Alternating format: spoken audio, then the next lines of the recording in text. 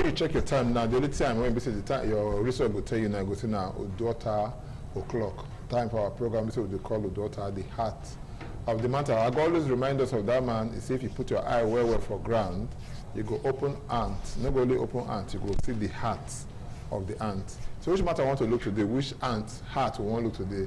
Now the one we say concern security for our place. We don't say now government say they try, people say government they try, people say government don't they try.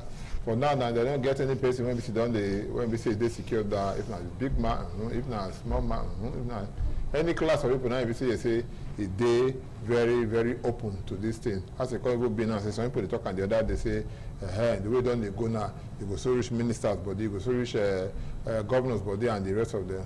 But we for Nigerians, we always pray to make any bad thing not happen to our leaders.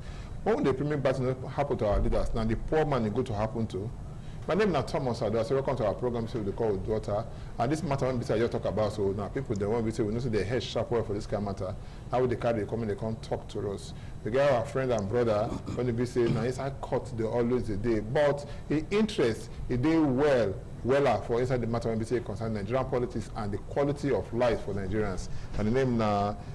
Emmanuel Obakbolo Esquire, welcome to our program. Thank you, sir. Nigerians, good afternoon. Thank you. I got our brother here too. When we say you say into when we say you want to make you ask God. No, sir. Welcome to our program. I agree plentifully. I agree to. Now do well. Before we start, I just say today now a birthday. So happy birthday. Happy birthday. Thank you very much. Thank you. Thank you. The best. I go drag a come for all they carry hand, they go out. So therefore drag a come. Thank you so very much. We thank God for life. So if we look at now, we they celebrate and all of this time. They celebrate in birthday today. I saw that people they celebrate different things. Even celebration matter, they happen well before. But the blessing the drums of celebration, it don't they reduce now because of the matter when we say they concern insecurity. I want me to take out from there. The thing they say insecurity. Within our constitution talk, Nigeria Constitution, section 14, subsection 2B.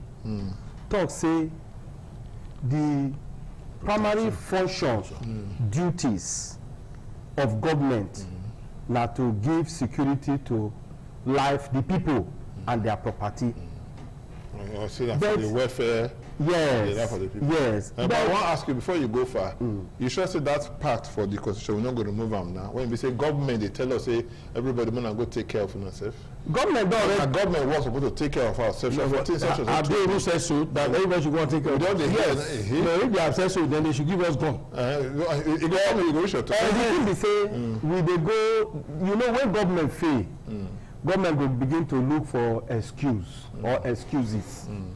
So the way we our own do now, government know say them don't fail, but because they pretend say they never fail, they come they try make them carry the security matter to rob everybody. Now the government wey dey talk say security na everybody problem. The government say still talk say make people not get arms, make people not buy weapon. So if you say security na everybody problem, and you say make dem not get gun, you say you no go license gun for anybody, how they wan take on fight the insecurity? Na their hands dem go use, or na stick and catapult na the government wan make we begin to dey use. So the thing be say government by itself know say e don fail, na make government dey shift that responsibility dey come meet the people. But I wan take this opportunity to say not be the people hand that security dey, na government hand, because if government no fit guarantee security, no fit give security to the people, then no need for us to get government. Na banana republic now we dey live. Me no tell that one, tell me no. Maybe na only for that republic. Me I no deal with you for that one. But make we look am seriously. For time when we say we say government dey try wetin dem fit do. We use our brother when we say they call retired Major General Abubakar Rabe, they kidnap his wife. Before notice that happen, say the man die, and government swing into action. Before notice that happen, don't enter inside, but the next day when we say yes, don't bring the wife come out and all of that. You know if you say government is supposed to clap hand for that kind of thing them do. Now I don't know. Yes. You don't do that before. Greeting all the too much. Okay. They try. Don't be say I dey discuss with one soldier man which day, not just one. And I say, what is happening? Is it that soldiers are not well equipped, they are not doing it? He said, okay, the truth of the matter is that if you know what the soldier people they do, you will commend them. That all this media publicity will be like say, now the one way bad, now they bring out. He said, we tell you, give you video of the successes soldiers don't get, you will commend them. I agree with her to an extent. But you know, now the way it affect you. Exactly. So that is why people they talk like that. Yes, they are trying, but they need to do more. It good make we sit down, review what we don't do, review how we do them, think of how better we will do them, so that this thing will reduce. Because it's not reducing. Crime has become a big enterprise, big business. Especially this kidnapping. Yes. You know, they see how those boys they display money. Millions or billions of naira. It's going in. It's a big investment. So, you know, Nigeria, if you open one business for a road now, they see people they buy things. Other people will go open near you because it's making. That is what is happening now. So, the government need to sit down. Without one, you know, sure, so some people talk and say, if say government takes time, give approval to that kind of business. When we say, we know they see people when they do and when they catch them. People when they do and when they shame them. Not be say they know they catch them. No, because if you look at them now, you get what you go talk for here now. If you walk outside now, somebody will come and go hold you.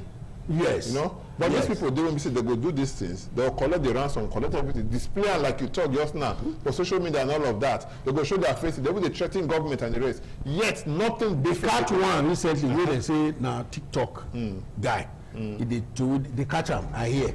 I don't see him. Now, the point is, now they are talking about state police. I just want to know that one. It's part of this thing that is bringing all these things. But it's not enough. I've been advocating this matter for a long time. One of them where I talked many years ago is this forest guard, which I hear now they are doing. Because long ago I don't talk and say, if you want to combat these bandits, let there be people who are in charge. Then they inside bush. Then they comb our forest. Arm them. That is their work. You can build houses inside there for them. Or maybe tents. Tent, arm them very well. So they know. So before anybody enter, they do anything, it go dey hard. Now that one is gone. The next thing you may they talk, whether anybody like it or not, make we allow us carry arms. Whether they like it or not. So people say, people going to kill people. When the killing way they happen, they not pass that one. Let everybody, if you are coming to my house, you know say I'm armed. You go think twice. Or if I dey drive, you won't stop me for road. You know I'm armed. You will think twice. So now government cannot protect us. Give us what it requires, make we protect ourselves. That's what me I look at. Okay, make I come to you as a lawyer. You see, the federal government say through the Attorney General Minister of Justice, Fagbemi, he talk and say what they say that they prosecute over 500 terrorists. I read it. Okay, so they prosecute them.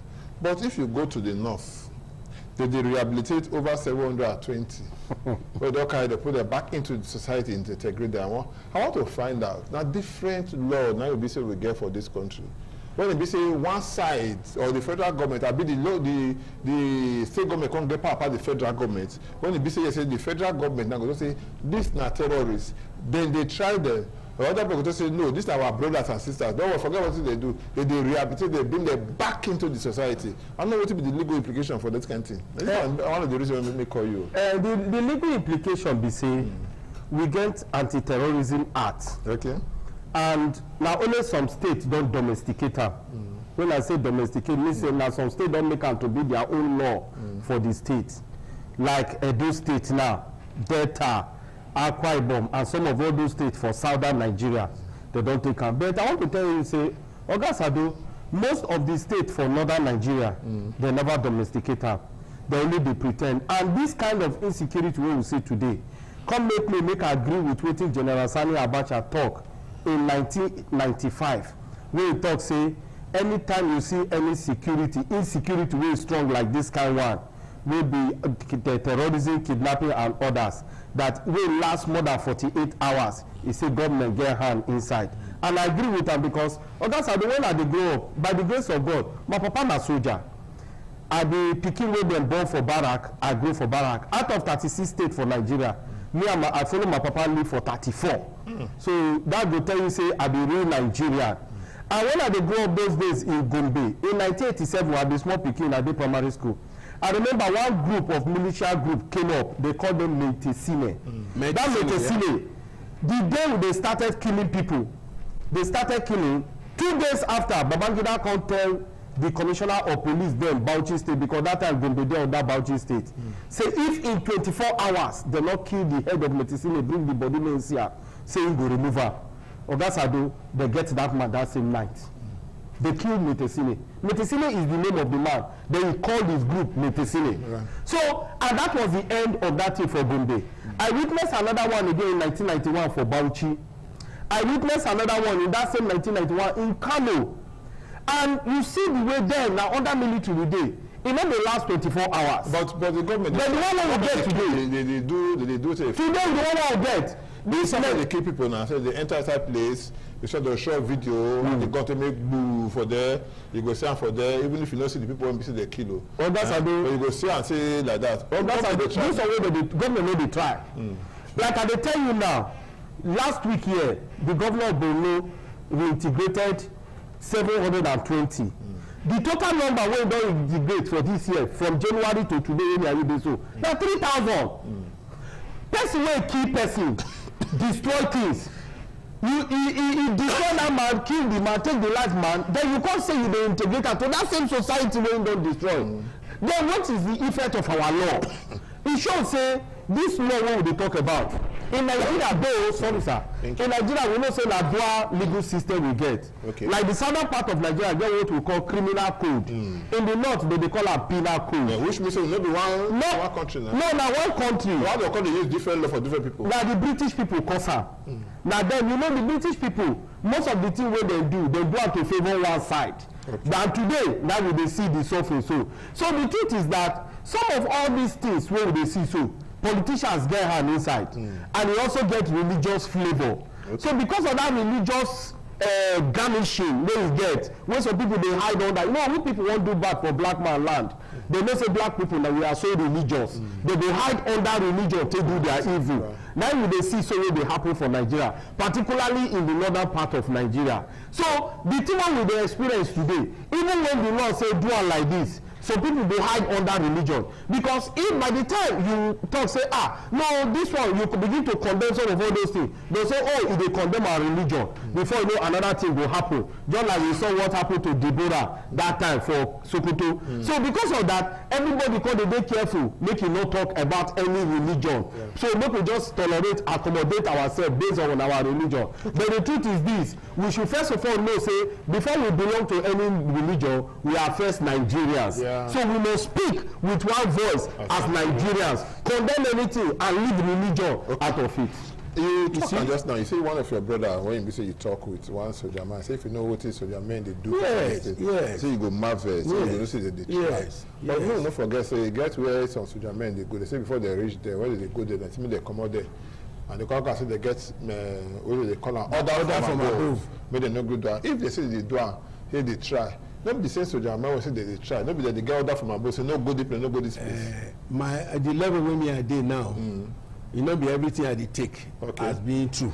Okay. I will read, I will look because there are a lot of, they will call information overload. People just come up, say all manner of things. You don't even know which one is correct. Now, let me go back to the issue of amnesty and all that they are doing. Okay. You know, some of these things, like he said, they are politicized. Religion, they bring the grammar they put politics inside down. Religion matter day. For Niger Delta, if you remember, we had issues for Niger Delta many years ago when they kill people anyhow. And then at the end of the day, one president came, I think it was Shehu Musa Yar'Adua also. Yeah. They now came up with what called amnesty. Yeah. And everybody that were involved then, they were reintegrated, provided the surrender. into the system. Now, they are the one doing it that side. So how are you not going to tell them that you will not also give them that amnesty? Amnesty? That is the matter where they. That's why you hear all those amnesty issues. But that one was for federal government that time now, not be states. The federal it's federal government. There's no way state. Then all the states are operating under the federal. They are in the same country. Now the talk. So if one of the operate under the federal, how come some good talk say make we they try for federal level, other will say make we they give them freedom? No, but there's nowhere they are not trying anybody. I must be frank with you. There's no way they are not trying anybody. Okay, but the truth of the matter is that there may be some selected people who have decided to say we don't want to do bad again. Whether it's both federal or state. We get the one when basically they say they reintegrate or into the society. Some group, I think for Borno before, yes, one of those states, when they integrate them into the society, less than a week when they do it, they commit the same set of people. They have commit worse havoc that the one they fail to do when they carry the go. So how can we trust these people? Thank God they will have a lawyer here. There are cases of people where judge grant order say release them, even government. They come back to society, commit the same crime, and they carry them go back. It dey happen. So it varies from individual to individual. Okay. We cannot generalize that. Okay, from part of Sokoto State now, we don't hear now say some of these groups they don't take over some local groups. Yes. Say before you go your own farm, and then you come pay some royalty. You come okay if you know a royalty you call them, but you go pay tax to them before you say you go. If you don't go come back, or maybe they pack up. Okay, this one never pay tax before let them go. This one never pay. You know that kind of a thing. So how we go to talk and I say government not do for that place again? I be still stand, but that thing we just say we don't get government now. Banana. Say now why you call us now? Banana Republic. All of us don't chop banana. They go. So now I want to find out because if for Sokoto State now, some people they go there before you go find you go pay tax. At a point, over here, say you get some kind of state, there's some area they will put their flag. Every time. So if you see all those kind of this or those kind of a thing, you feel say government they get control over those people. No, and I make I tell you say government no say they don't know what they do. They don't lose control. You know now when they talk of Sokoto, before this Sokoto two states dey one Niger State. Niger State get 21 local governments. At a time for that Niger State, the bandits, the terrorists, they control 14 local governments. They put their flag. Out of 21. Out of 21. They give the governor 7. National Assembly and take that. And in the same Niger State, you will see the governor, they sing, on your mandate, we shall stand. You will see the governor, every time they go Aso Rock, you don't know what the governor they do. So that one now, when they talk of Sokoto State, not the new thing for us. So the Borno State where they integrate, there are some local government now in Borno, about 3 local government. Their flag is still there. But they say that they will integrate them. So I don't know whether the government, when they finish integrate them, they bring down their flag. I don't know. But as I tell you so, that's I do. The flag they still there up. Now this Sokoto where they talk again because they do Niger State people come tired, people come lose focus, people come say you know consign us, now them will consign. But the truth is this, na Nigeria. So we consign all of us because anything will happen for any part of Nigeria, now all of us now it happen to. But the thing when you don't do now, people don't look as normal thing. You know, understand? People just look and say, this kind of the happen as normal thing. If you wake up in the morning now, either you hear for radio, so they keep people, they kidnap people. You know, you watch television, you go stand there, you newspaper, anywhere, now the same thing you see. Somebody say you go surprise, say one day, you just pass, say no here. Say they kill somebody, you know here case of insecurity and all of that. Say now the new normal, now be that one. We go find out what are the new normal after this break. When we come back, we'll open the line. We'll take 1 or 2 calls before we say we go round up because this today program, let's say in our World Cup period, I be this one. So we'll take a very short break. When we come back, we'll take 1 or 2 calls. After which we'll see the ball they won't play. Stay with us, not go anywhere.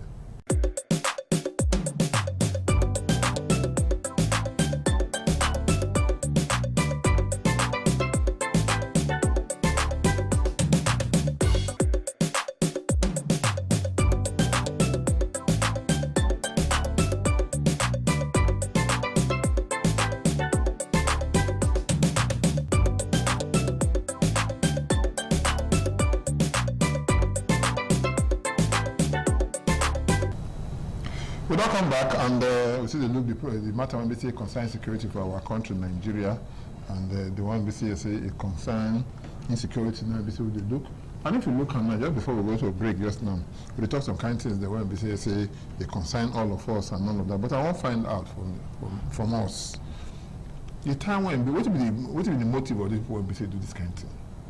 What is they for their mind? Because the black say what is they for their mind and they do. Because when they hear that I not be Hausa man or not they hear the language they speak, they say Boko Haram and they be.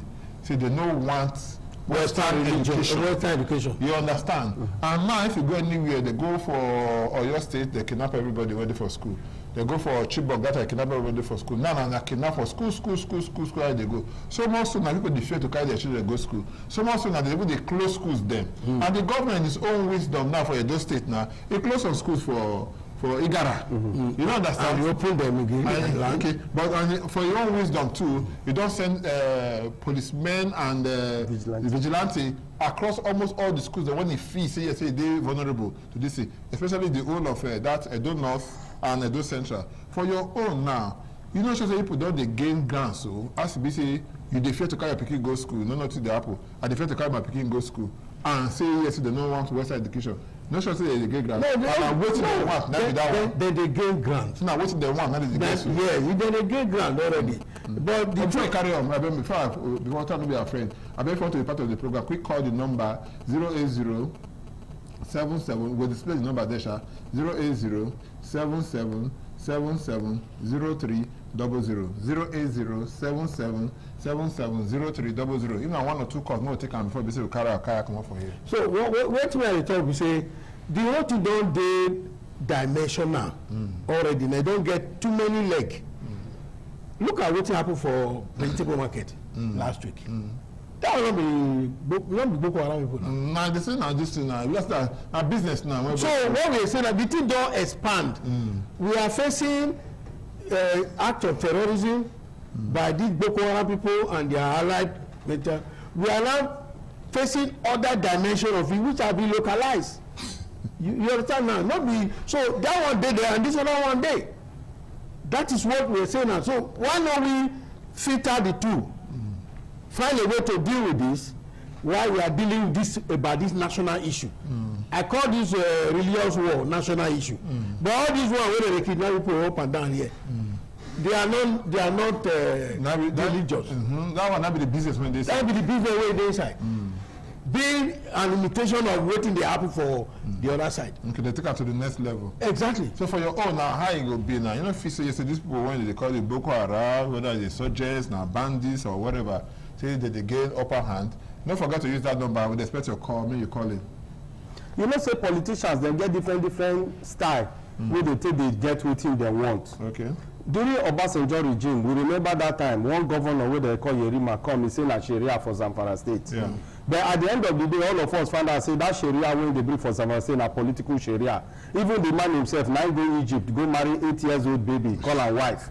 The same man where they talk of Sharia. So me, I don't want really conclude now. Say the thing is tied to religion. But wetin I know be say the politician, the Nigerian politician, can come under religion to get wetin he want. Yeah. Can come under politics to get wetin he want. Can come under kidnapping as we dey see today can get wetin he want. Because some of the kidnappings wey we even dey see, you go know say government na their boys na dey do am. The government dey pre ten d say they no know anything wey dey happen. And that's why. For your Edo State government, they do what they offer to do. Yes, Edo State government in terms of crime fighting, I give am to the governor. Okay. Yeah, the governor dey try. But the thing be say most of them, even when na dem be the chief security officers of their state or chief security executive as the one wey we dey call them of their state, they not really dey behave like executive. They dey behave like people wey dey wait for everything wey come from Aso Rock. But then when they wan collect security vote, they no dey tell the people say the security vote is for all of us. But when e don reach the time wey they want us say for security, they go say security is for all of us. So you see say the major problem wey we get for Nigeria today na the politicians, particularly the governors. Hello, good evening. Good evening.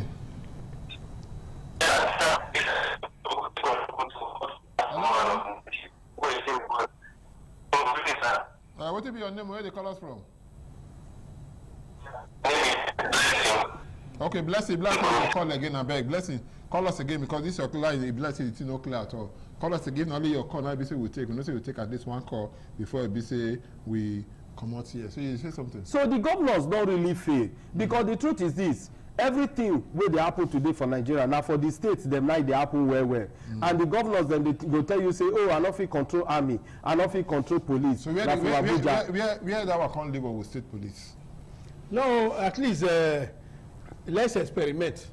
It may be the capacity of the police within and Norwich. Okay. So the state police now will have, and maybe at the end of the day we have local government police. Okay. That will now be at the grassroots. We got street police now. Eh? All the vigilantes don't be well, maybe we'll strengthen them because that be already day gone. They will do this wahala. Okay.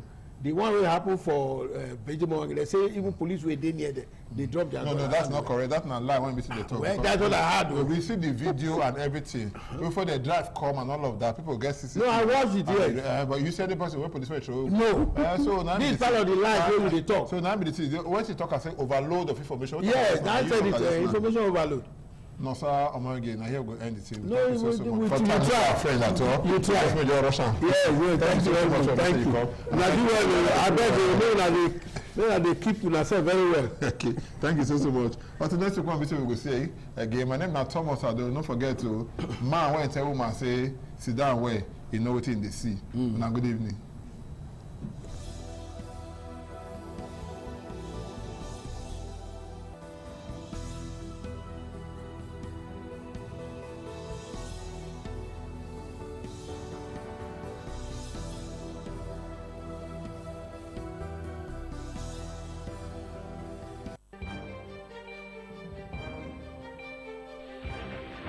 This is ITV.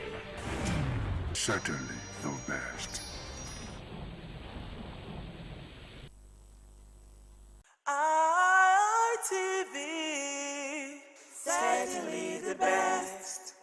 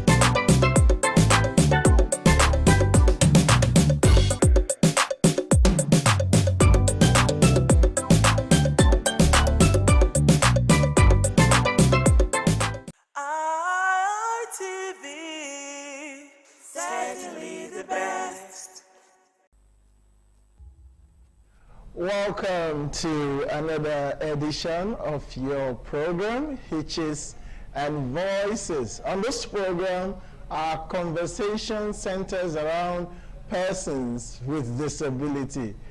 My name is Kingsley Okoje. Don't forget that this program is brought to you by Network for the Advancement of People with Visible Disability, NABVID. NABVID is a non-governmental organization based here in Benin City that is advocating for the rights of persons with disability. Special apologies today because we are unable to have our sign language interpreter, which is meant to cater for our deaf audience. But subsequently, we'll be able to fix that and we'll have a sign language interpreter on set. Today is the 12th of June, 2026. It's Democracy Day, a day set aside to celebrate our democracy. I don't know if I can still refer to our democracy as nascent, because we've gone more than a decade, and that's no mean feat. On the program today, our attention is going to settle around the subject of democracy and disability participation. And who is best to have this conversation with us? We have with me in the studio a very revered and highly distinguished personality, Melody Omosa Esquire, one who has cast a niche for himself, not only in the disability community, but in our nation. I'll call him a national treasure because he's behind the conceptualization of the Braille Ballot Guide, a voting material that is meant to aid voting for the visually impaired. So you can understand why I call him a national treasure. Barrister Omosa, welcome to Hitches and Voices. Thank you very much. Always a delight when I have the opportunity to be with our audience and viewers. Welcome. I'd like to say a big thank you to our audience who are following on radio, and those of you who have taken out time to follow us on television as well. A big shout out to the management of ITV for walking the talk when it comes to disability inclusion. They have made Hitches and Voices a household name in Edo State by ensuring that this program comes to you live on television and on radio simultaneously. But back to the subject. Today we are talking democracy. Like I said, I don't know if I can refer to our nation's democracy as nascent. I would like to have your overview on this. What's your take on Nigeria democracy? Do you think it has properly evolved? Do you think our democracy can rank among celebrated democracy in other climes? All right, thank you so very much. Thank you, viewers and listeners, for joining us again on Hitches and Voices. 29th May 2026, our democracy became 27 years, and that in an economy that is stable, in developed societies, if when things go according to plan, a man or a woman that is 27 years is already a father or a mother, have graduated, has started living their life. So by no stretch of imagination should our democracy again be referred to as nascent. 27 years down the line. He's a grown man. A fully grown man. And I'm happy that today, of course, that leads me back. Chief Anthony Enahoro was said to have moved for the independence of Nigeria in 1959 at the Western House of House of Region, the Western House. Then, when he was but 26 years. So when juxtaposed against our democracy, the Fourth Republic, that is already 27, you agree with me readily that it is not a baby anymore. But it's a long way. But of course, when juxtaposed with other democracies, United States, France, and all that, well, we are still a very long way away. But we're talking about June 12th, the 12th of June, and I'm sure many of these present, the Gen Z generation, they call them, except they do a little bit of history, may not have known why June 12th. But unfortunately, history has been taken away from our curriculum. Very unfortunately.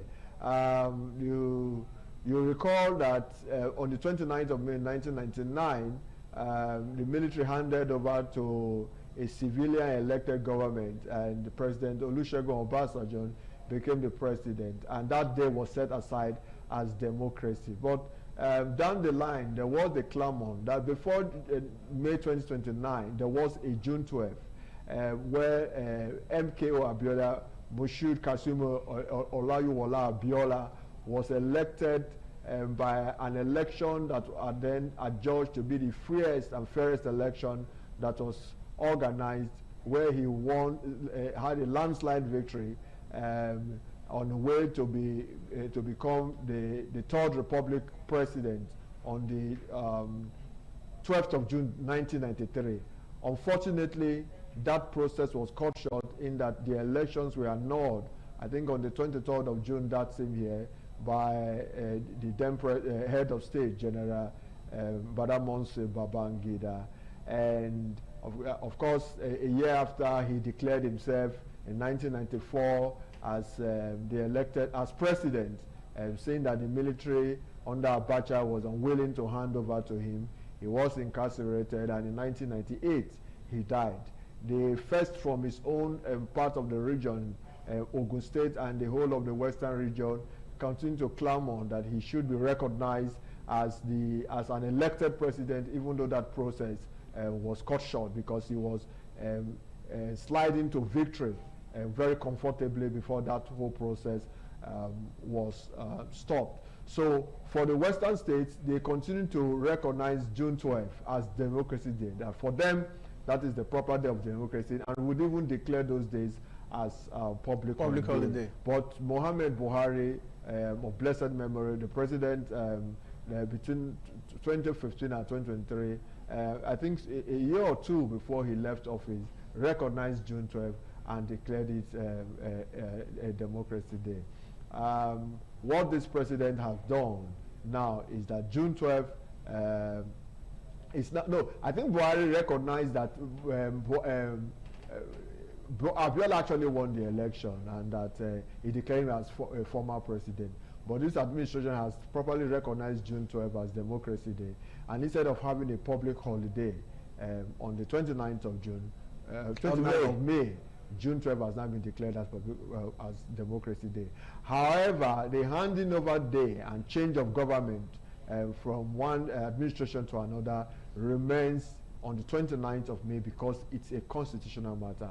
But my take would be that the National Assembly should allow this to reflect. This is popularly accepted to move our Democracy Day by 13 days from May 29th to June 12th. Not, however, this administration or parent elected president and National Assembly, state governors and state houses of assembly benefiting from it.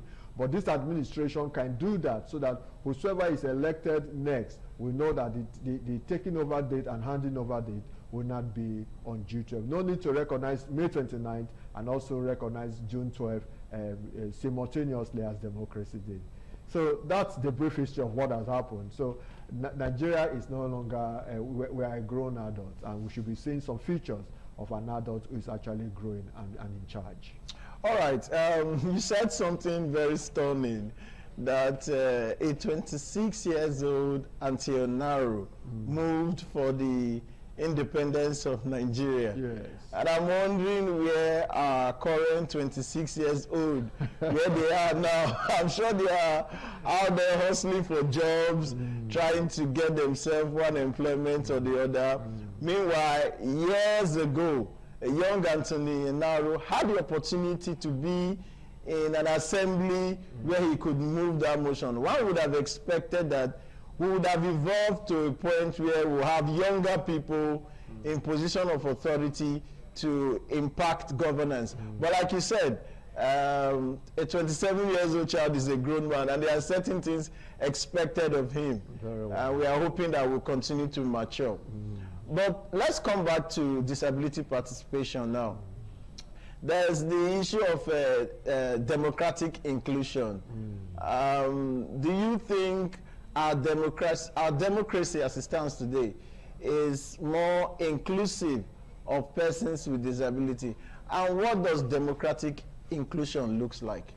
All right, thank you very much. In democracy, we say there's always a social contract between the government and the people. And that is what distinguish or differentiate the system of government to other types of government. Whether the monarchical system of government that is largely by hereditary, or the authoritarian system of government, or the theoretical system of government, where people take either by religious inclination or by other forms assume rulership position, not even leadership. But any form of democracy, being parliamentary, presidential, provided the people have the free choice, can participate and decide who their elected representatives will be. It is said that the people willingly donate their power to their representative, and therefore a social contract exists between the government and the governed. And I think that opportunity to participate in those who lead you should be the starting point. You don't wake up and say government is not responsive and responding to the yearnings of their citizenry, when in the first place you have no say whatsoever in either due to lethargy or you fail to perform your civic responsibility, or the opportunity to so do was not even provided in the first place. The point I'm struggling to make is that democracy starts from when the people are able to participate and decide who leads them. And it is to that extent that inclusion should be the bedrock and the watchword of every system, democratic system, that is aimed at bringing everyone on board. And to how inclusive can we say the democracy is for persons with disability, I would say the conversation is on, but we are yet not there at all. We have started because I recall that I and the organization I lead, NAVID, or Network for the Advancement of People with Disabilities, were a part of a process where we campaigned for Access Nigeria Disability Vote Matter campaign, where we engaged the Independent National Electoral Commission, the National Assembly, and other relevant governmental bodies to the end that they would make our electoral process and open enough for participation by persons with disabilities. All right, we'll go to the issue of electoral participation. They usually say that in democracy, majority have their way, and the minority can have their say. And only have their say, yeah. I know that the community of persons with disability, we are in a minority in terms of our population and in our democracy. Would you say we've had our way, or we've been able to have our say, even though we can't have our way? Well, I don't know how much you are in minority. It depends on what your calculations are. We are talking about over 35 million persons with disability in this country. And if we are able to harness that, everyone come together, I think the community of persons with disability as a constituency can sway election in any direction in this country if we properly harness. By what margin? What was the participation of the vote in the 2023 election between the candidate? We had a little over 25 million people participating in that election. And so I wouldn't really say that we have, as a constituency, that we are in the minority. Of course, if in any case we say that we are the largest minority, that is how we like to brand ourselves. But of course, we know that we are not a political party, and so we belong everywhere. But the point will be that when it comes to advocacy for inclusion of this demography, the women group, for instance, and started long before, even the youth. Certain things were considered for the women and the youth group that we still yet do not have as a constituent. All right, we'll stay on that subject, but we'll go on a quick break now. When we come back, our conversation continue with the Executive Director, NAVID, Melody Omosa. Let's go on a quick break, and we'll be right back. It's still Hitches and Voices on Independent Television and Radio. My name is Kingsley Okoje, and our subject for discuss today is democracy and disability participation. And before we went on that break, my guest disagreed with me that the community of persons with disability, we are not in the minority. Nigeria has a population of over 200 million, and it is estimated that the disability population in Nigeria is well over 30 million. So that is not a minority, or we'll call it the largest minority, like you said. Let's go to the issue of electoral participation. INEC at a time talked about inclusion. It was a big issue within our electoral conversation. But I recall in the last election, it seemed to me, my personal opinion, judging from what I heard from other persons with disability who were in the field, that INEC seemed to have relaxed in terms of their commitment to disability participation in the electoral process. Where I voted, for instance, there were no Braille ballot guide, not just for me, for other persons with disability who were there. People complained that there were no instructional materials for the deaf.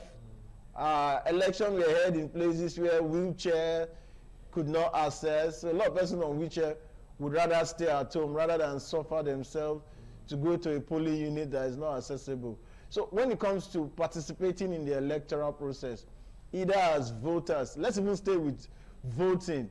What's your take? Where are we on that? All right, thank you very much. Like I said, there was this campaign where we tried to deepen inclusion in our electoral process with INEC, and we very well believe that engaging was the way to go. So we did not only advocate, but we were actually on ground to prefer a solution.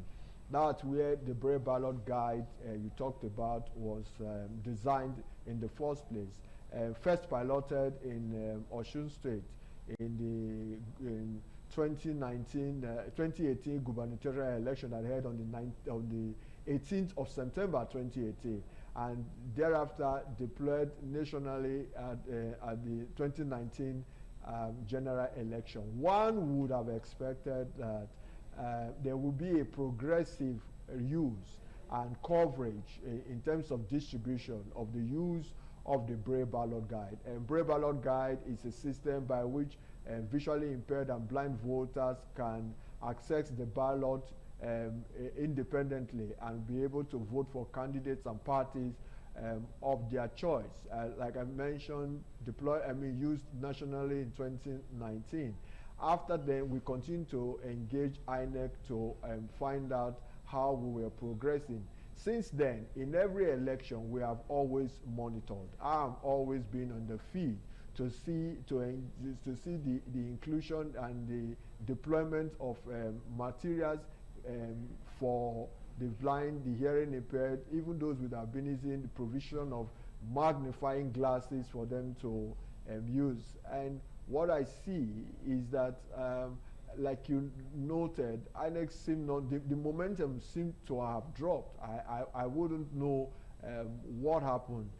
I recall that not only did we provide this guide, these materials, assistive materials for INEC, we also embarked on collecting data to know where voters with disabilities, the polling units, they vote, so that with that record, INEC can deploy materials made for the individual voters to use depending on the disability type. And we also ensure that the CVRO, Continuous Voters Registration, that INEC now have, would, in the process of registering, you would have your disabilities type and stated in the form, so that they know firsthand that you are one with a disability, and on election day, seamlessly, you'll be able to participate in the process. But that's not what we are saying. INEC has always had this logistic problem. And I think that for a group of persons with disabilities, for that matter, it should not be much a problem. Even though we know nationally they do have their challenge.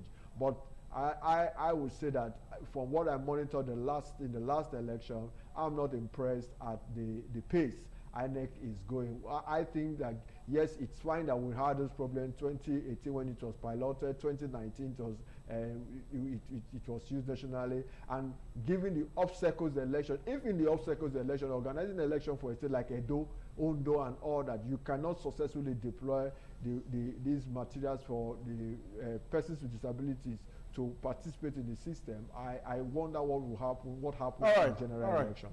I mean, like you said, this is a 27 years democracy. And we would expect that at this stage, disability participation in elections should be a given. It should not be something we are still urging INEC, trying to encourage INEC to do. It should be a foregone conclusion that persons with disability can indeed participate in the electoral process, because the electoral process is accessible and inclusive. So we can only call on INEC to do the needful. Let's move over to representation.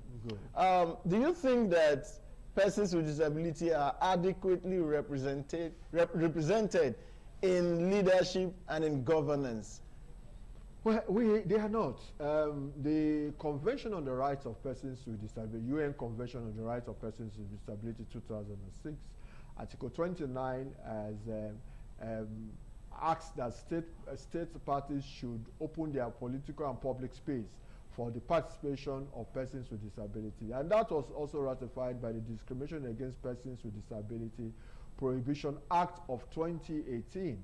But what do we have? I think that as we tinker with our constitution, we have had the Fifth Amendment, and of course, the INEC, the National Assembly is also making move to further come with amendment. I think we need to have seats reserved for persons with disability. It's not enough to come up and say by political parties, where for some of them will say, but they say power is not served a la carte.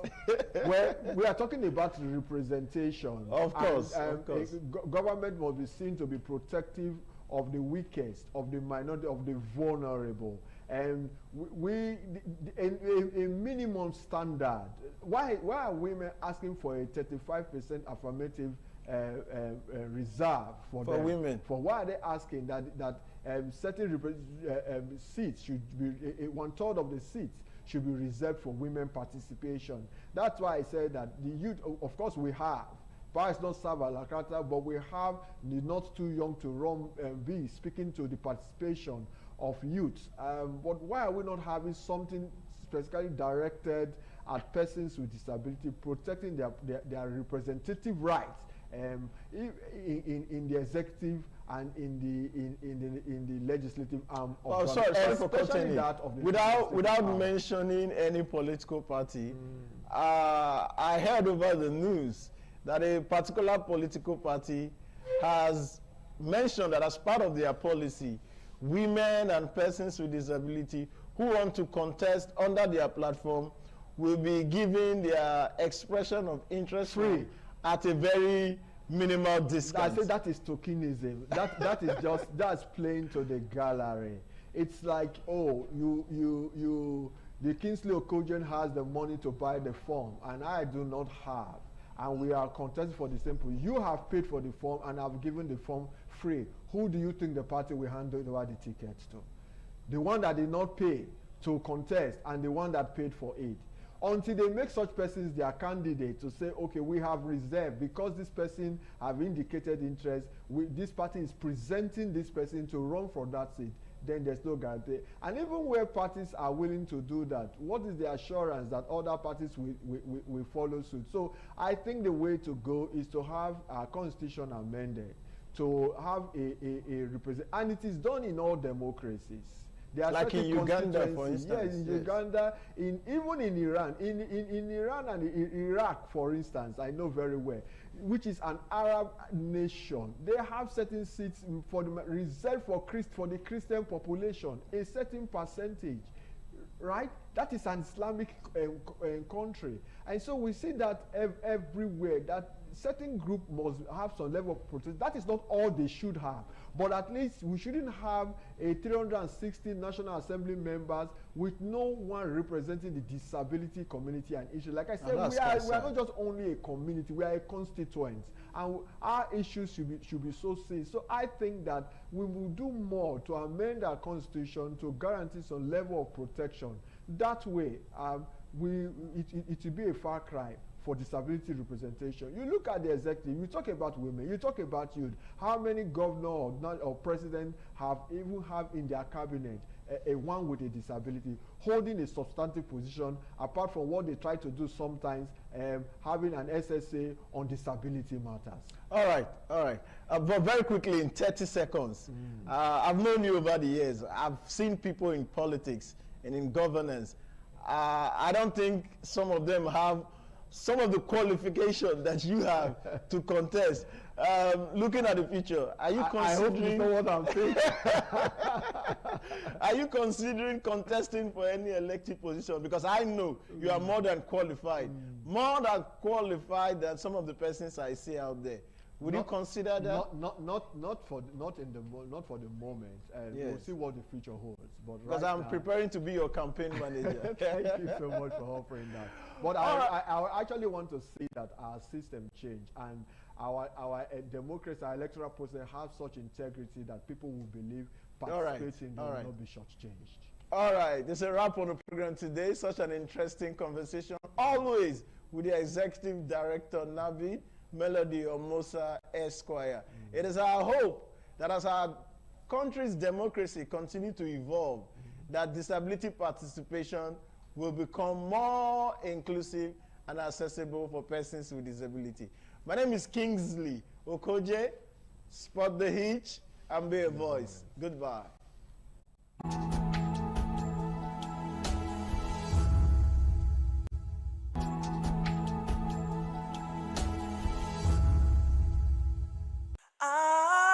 ITV, certainly the best.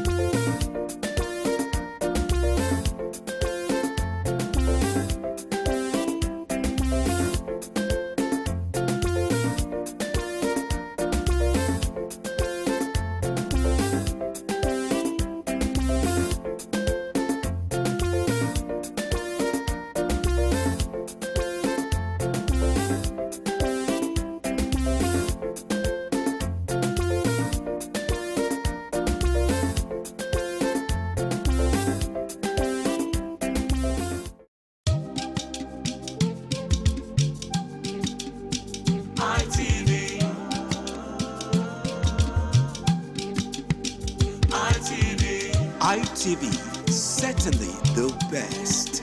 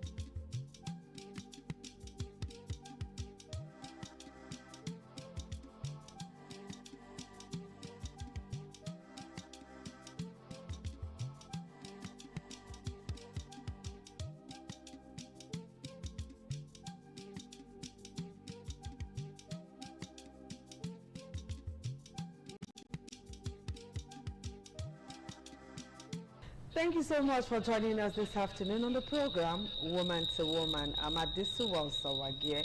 Today on the program Woman to Woman, we want to look at something most people don't talk about. It is happening in our society, in fact, in almost every home. You find out that this thing called sleeping divorce is happening. Sleeping divorce. You know, partners having to share separate rooms, husband and wife, but they don't sleep in the same room.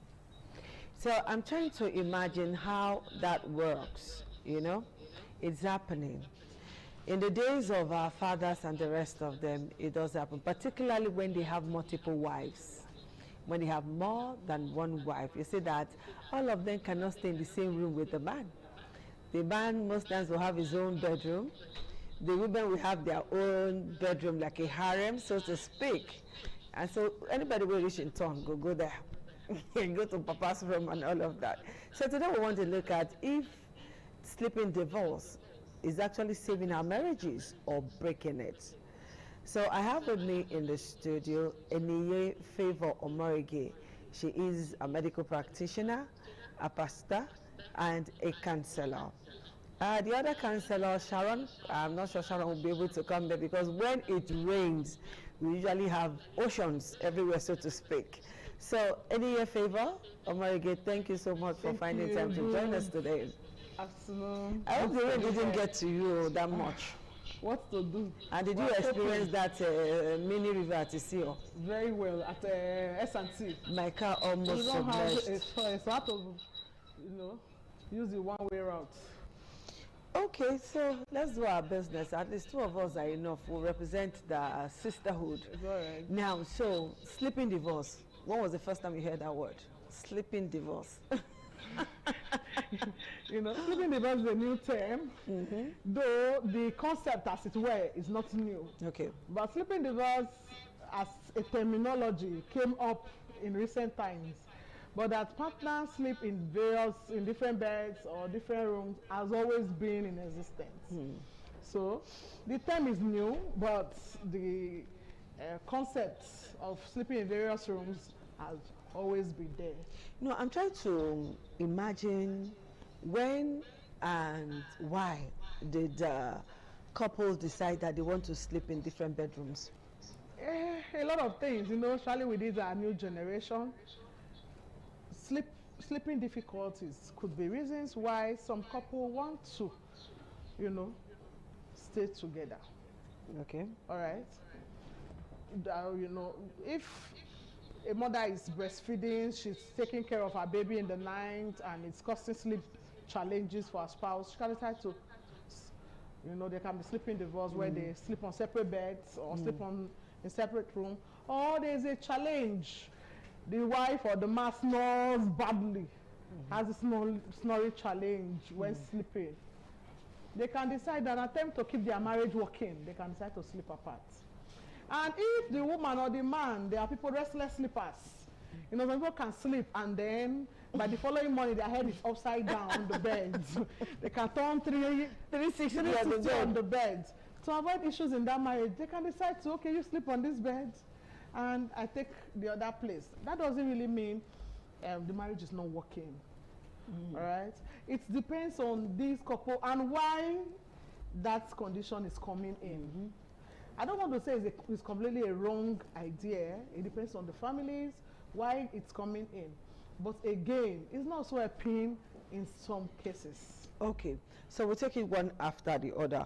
A school of thought, they say that sleeping divorce or sleeping in different rooms or on different beds is not helping marriage. It creates distance, it makes it creates a physical distance, emotional distance, and all of those distance you can think of in a marriage. So as a marriage counselor, talk to us the effect of sleeping on the same bed and then the effect of sleeping in different rooms. So it's double question, double-edged question. That's what I've just asked you. When couples sleep on the same bed, there's going to be physical bonding, emotional bonding, Okay. marital bonding, and otherwise. Okay. When we bond, even in health care, we are looking about the mother and the child. In recent times, we are beginning to encourage what we call bedding in and rooming in. What it means in is and rooming in. staying on the same bed Okay. and in the same room. You know, there were times where mothers we fancy having baby cots, beautiful baby cots, having your baby cots by your bed and all of that. It was raining at the time. Yes. We don't encourage that anymore. We want these mothers and their babies to bond and to bond well. One of the ways to bond is when they sleep together on the same bed and in the same room. What if the woman roll on the baby? Because we have seen instances where a mother will mistakenly roll on the baby and then thereby killing the baby. These are very few and exceptional cases. A mother that has a child will be conscious enough to know that she has something precious very close to her and will guide it. But in that case, when the woman is a very restless sleeper, then the courts cannot come in that case. Let's relate it to marriage. Relating it to marriage. If a man and his partner stay together, it creates this bond. There's this intimacy. And it helps to relieve family tension and stress. Okay. If there was a quarrel or an argument, a disagreement, that they are sleeping on the same bed, you know, at one point in time, one can, you know, turn over and their bodies are touching. You never see some people, they will sleep on the same bed and issues, let's not go issues there. will settle from there. Okay. But there are a few persons that can draw the line in their minds and draw it on the bed physically. And will not turn. They will consciously stay there like log of wood. Okay. But that's not the best. Okay. Many people, many couples settle their issues on the bed. So if they stay in different rooms, they're going to have longer time apart. It's going to shorten their communication time. Okay. You know, sometimes at the middle of the night, you can just wake up and unplanned discussion can come up between you and your spouse, and the bonding continues. It can help heal physically, emotionally, and otherwise. Okay. So if you ask me, I, as a person, I'll prefer staying together, being on the same bed, being in the same room. It settles a lot of tension, settles a lot of stress, settles a lot of issues. Okay, and sometimes can also help to detect health challenges early. We've had situations where we hear that. This man, the wife woke up in the morning to come and meet that the man was stone dead. Or the man woke up in the morning and met that the wife was already stiff. She died over the night. And that kind of death would have been prevented if the woman was there at that time. I've had a situation where the man fell and had a ruptured blood vessel in the head that we popularly refer to as stroke, and was screaming. But the wife was not in that room. She was sleeping somewhere else. In another room. And actually, she eventually came. The patient got to the hospital, but did not survive. That would have been detected early enough and handled. You can just be with your spouse, even without your spouse knowing that they are not feeling too well. You know, sometimes you will not even know that you're not. At the time you feel there's this sense of touch. The temperature and all of that. You are warm. So I'm okay, I'm okay. Are you sure you're okay? And from there, you start discovering that the person is not actually okay. Now, due to stress, okay, due to health, maybe fever is stemming up gradually over the night and all of that. And that could help. Or about an asthmatic patient that did not remember to take or inhaler or drug close to our bedside and is having an attack, and the spouse is somewhere in one third room. It's very Things sad. will go wrong. So, you know, what really prompted this topic was yesterday I was buying fuel. And somebody was on the phone. You know, sometimes people see you and believe that you don't understand their language. And this person was actually speaking my language. I was telling somebody, I think there was a quarrel, and she was telling the person that in my dialect, my own very dialect, that CEO, when she gets home, she usually enters her room and then lock the door and then leave the key in the mouth of the door so that the man cannot use the spare key to get in. He said that's what she has been doing for the past 2 months. 2 months, not Okeva. For the past Okeva, That is how they have been operating. Wow. Husband and wife in the same room. And it was not my business, right? True. I wanted the woman to speak more, but she brought fear. She was on the other side. She brought fear and left. I said, oh my word. I would have loved to hear more so that I can talk to this woman. Apparently, she has issues with her husband. True. She stays in a different room. And that room, she even locks the door at night. Or anytime she's at home, the door is always locked. And then I'm sure the man too, anytime he's at home, the door is always locked. And when he's leaving, the door is always locked. There are men who do that. They have their rooms, and once they are leaving, they lock the door for whatever reason. I want my space, that kind of a thing.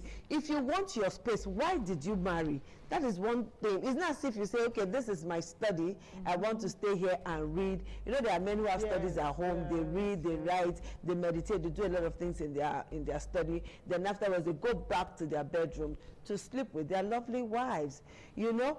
But when you lock your door against your husband, or your husband locks his door against the wife, is that not potential danger? Very, very. For the family, for the children, and every other person around? A very great danger for the family. You know, a lot of issues will stem up.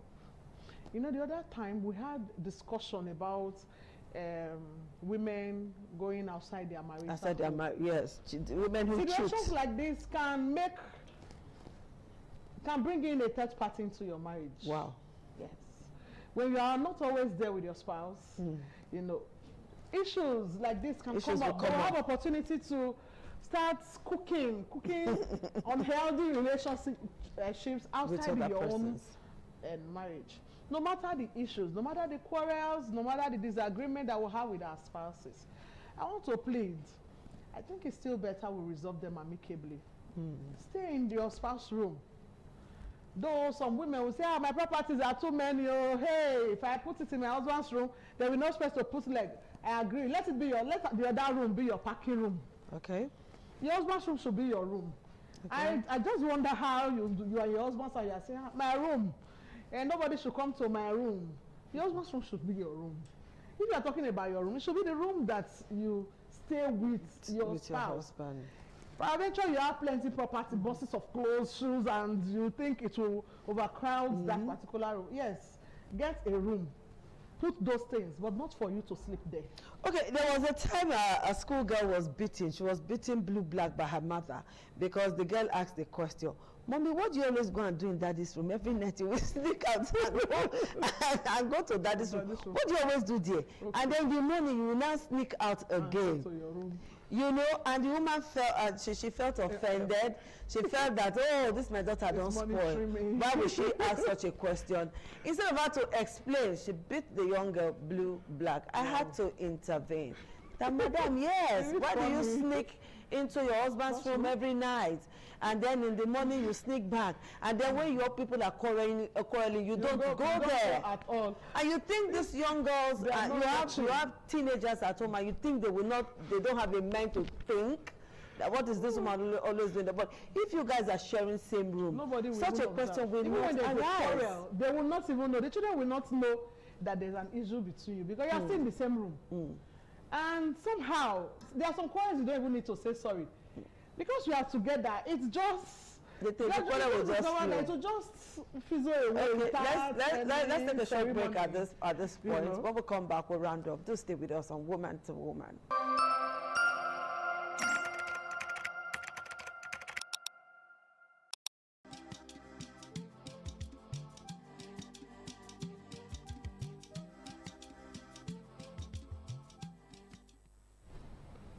A pleasure to have you join us again on the program Woman to Woman.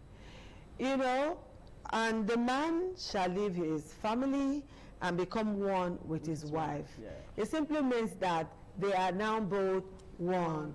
Two hearts that should beat as one. True.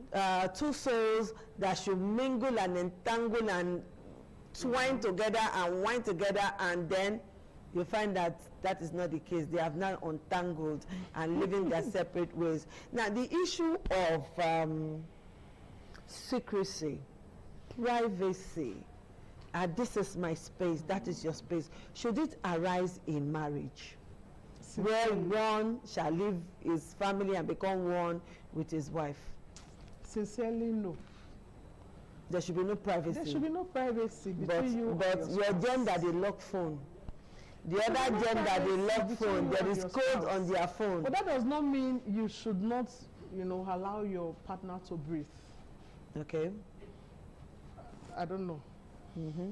There should be no privacy in marriage. Talk to your spouse. Be open enough to let your spouse know things that concerns your environment, things that affects you. Why I'm saying this is, some of these things that we keep a secrecy are the same things that come out eventually and cause problem in our marriages. Okay. But if you are open enough, fair enough to tell your spouse whether the thing is bitter or sweet, just say, this thing is blue, and you say, no, it's black, and you say it's blue. I see it as blue, and people, you know, get disagree over it, and then you agree and come to terms with it. It's okay. Why I say that does not mean your spouse should not breathe is this. The fact that you are saying that, oh, there's no need for privacy in marriage and all that, after all, we said two shall become one, all right? Is the fact that some persons, in as much as we are married, we are still individuals. And that does not negate the fact that I am me, you are you. So, and sometimes still give your spouse some benefit of doubt. But we're talking about this privacy thing, because we're saying, okay, privacy, talk to your spouse about everything, and some women take it as a yardstick to the marriage cycle. Who be that? This one is happening. What did they say? No, now. Allow, it's your spouse. If you trust him enough that when he's done whatever he's going to do, it will bring you into the subject when it be. There are some things that may happen. It can just be at this place of work that you don't need to hear. It will not give you emotional peace if you hear them. So why disturb you about it? In my profession as a nurse, for example, and I see a client that my spouse knows, and the condition, for instance, for about 8 years I worked with people living with HIV/AIDS in University of Benin Teaching Hospital. For about 8 years I was in that unit. Okay. There are times I will go for events with my spouse, and some of them just say, tears, everything. We'll just be good. But like, who is that person? Now one of my friends like that. At that time, should I tell him he's my client? He knows where I'm working. So anything that makes him suspect that, automatically you know that this person is HIV positive. And then the rule of secrecy between them and your patients, confidentiality, has already been breached.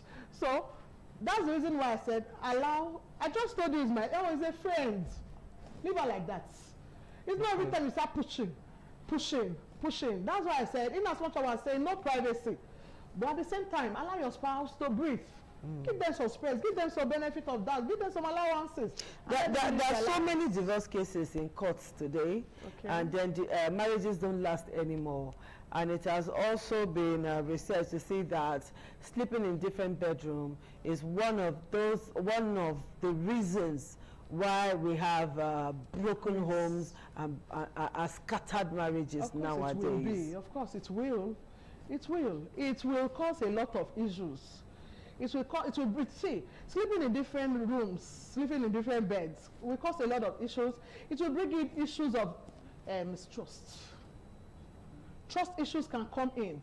Because you were not in the room over the night, you don't know whether your spouse slept well or did not sleep well. And in the morning you're expecting, there's a kind of attitude or character that you're expecting this particular person to portray. For somebody that didn't sleep well, but somebody that is not feeling too fine, and you just come in the morning because you already have a mindset that she must do this like this in the morning, act like this, and you're not getting that response. It sparks issues. I've heard stories of homes where husband, wife, and children live together, and the couple don't see each other. They stay in the same house. The woman will know that, oh, the man just drove in. The man will know that, oh, the woman just walked in or just drove in. But they do not see eye to eye. I'm beginning to wonder what is happening in marriage institutions nowadays. That's not a home. Many of our people just go into marriage. I think the challenge we have with our marriages presently is people just want to change status. Okay. They don't want the responsibility that goes with that status. I want to, Mama, I don't want to, I'm not Mrs. come, excuse me, are you aware I have a wife at home? That's what they want. They just want that prestige. They just want to change status. They just want name. And they don't want to give in. They don't want to sacrifice. I want to tell us sincerely, marriage is responsibility. Marriage is work. A lot of work. So when these people come in with Disney kind of mindset, Cinderella story kind of mindset, and they come into marriage and God is not the bed of roses, sweets and sugar and butter like they fantasize, it becomes a problem. They are not able to shift grounds. You know, and you know, hear somebody say, I cannot take rubbish. Whereas inside marriage, there's plenty of rubbish. Oh, no, I cannot do this. I cannot do that. In my father's house, why did you not remain there? You know, these are some of the issues that make people now come into marriage, and they just come in and do some very strange things that we've never heard of. So, honestly, now, as a round-up favor in a year, sleeping divorce, will you advocate separate bedrooms or not? No. I don't advocate separate bedrooms. I don't advocate it at all. And so let me use our term for mother and child. Bedding in and rooming in. Bond with your spouse, stay in the same room, sleep on the same bed. So when the spouse is that kind of spouse that gives bass bows, whether man or whether the male or the female, is that violent type that gives bass bows, or that violent type that gives silent treatment, like some celebrities that we know, should a spouse just stay in the same room with that kind?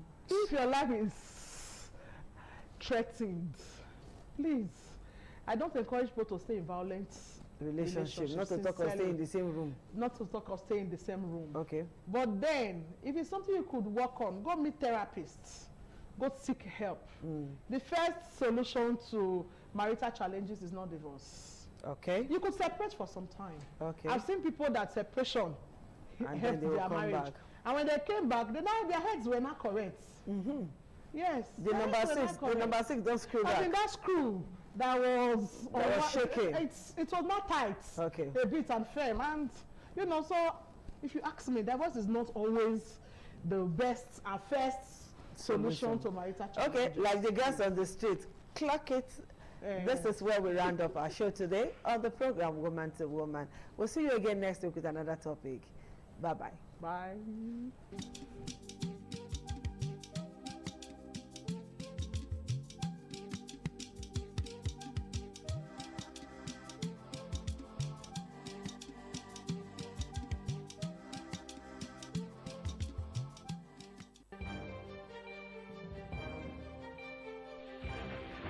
This is ITV.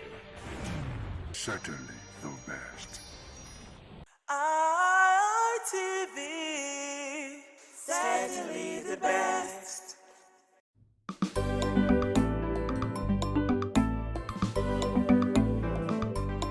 Thank you very much for joining us on the program Healthy Living. What is the kidney? The kidney is an excretory organ in the body, which is for metabolism. Tuberculosis affects many organs in the body, but the common ones it usually affects is the lungs. Epilepsy is a neurological problem. Okay. It is an injury in the brain which causes someone to begin to convulse, to go into fits. It is curable, but the cure is a long-term thing. If you eat well and avoid those risk factors that will make your immunity to be down, then the risk of contracting tuberculosis will be reduced. If you're healthy, then you're wealthy.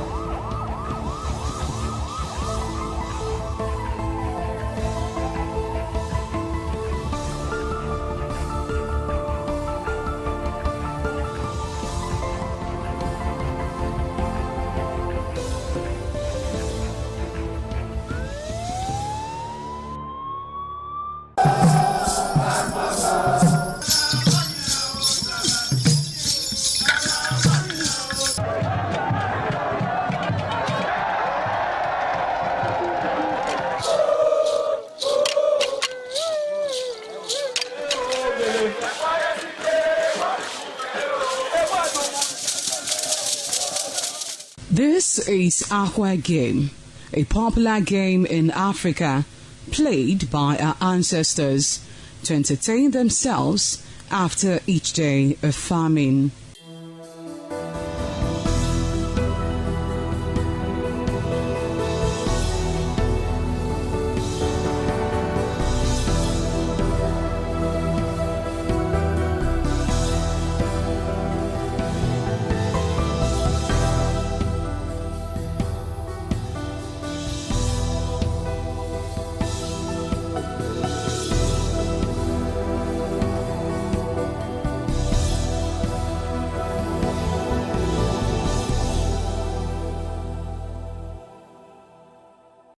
It is also relevant in our coronation in Africa. It is a sport and indeed very interesting, as every seed had a role in the game.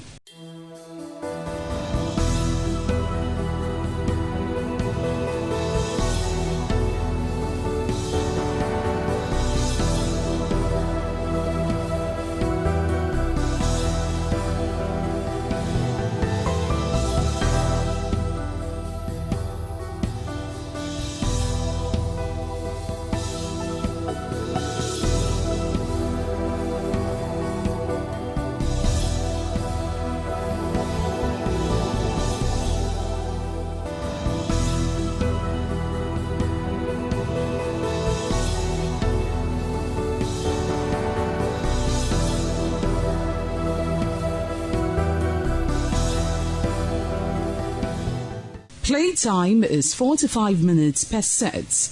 There is no age limit as long as you can spin aqua seed. Ayo or aqua game, known as the game of intellectual. This game requires a lot of mathematical skills. Aqua game is played with carved wooden box containing 12 holes.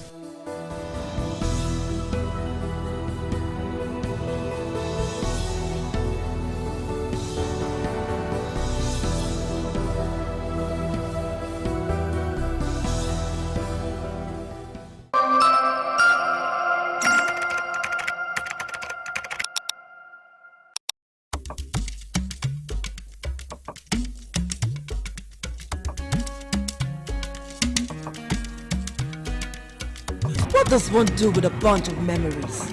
Laugh about them, cry over them, or capture them? I know what I'll do with such memories.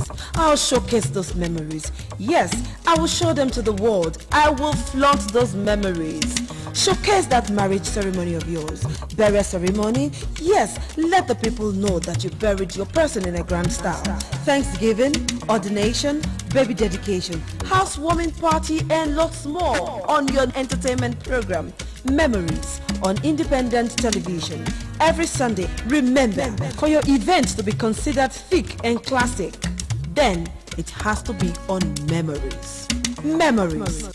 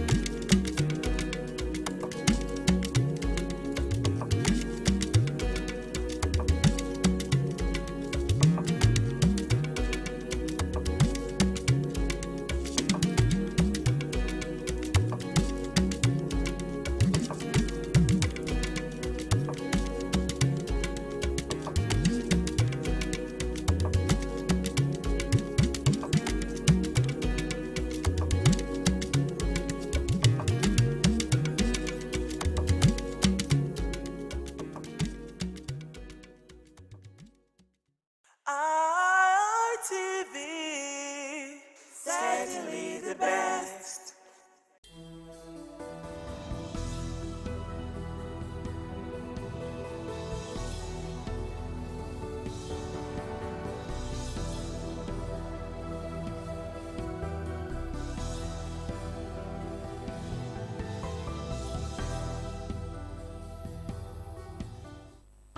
Hello there, many thanks for joining us on Politics Today on Independent Television and Radio. And that's because it's a simulcast.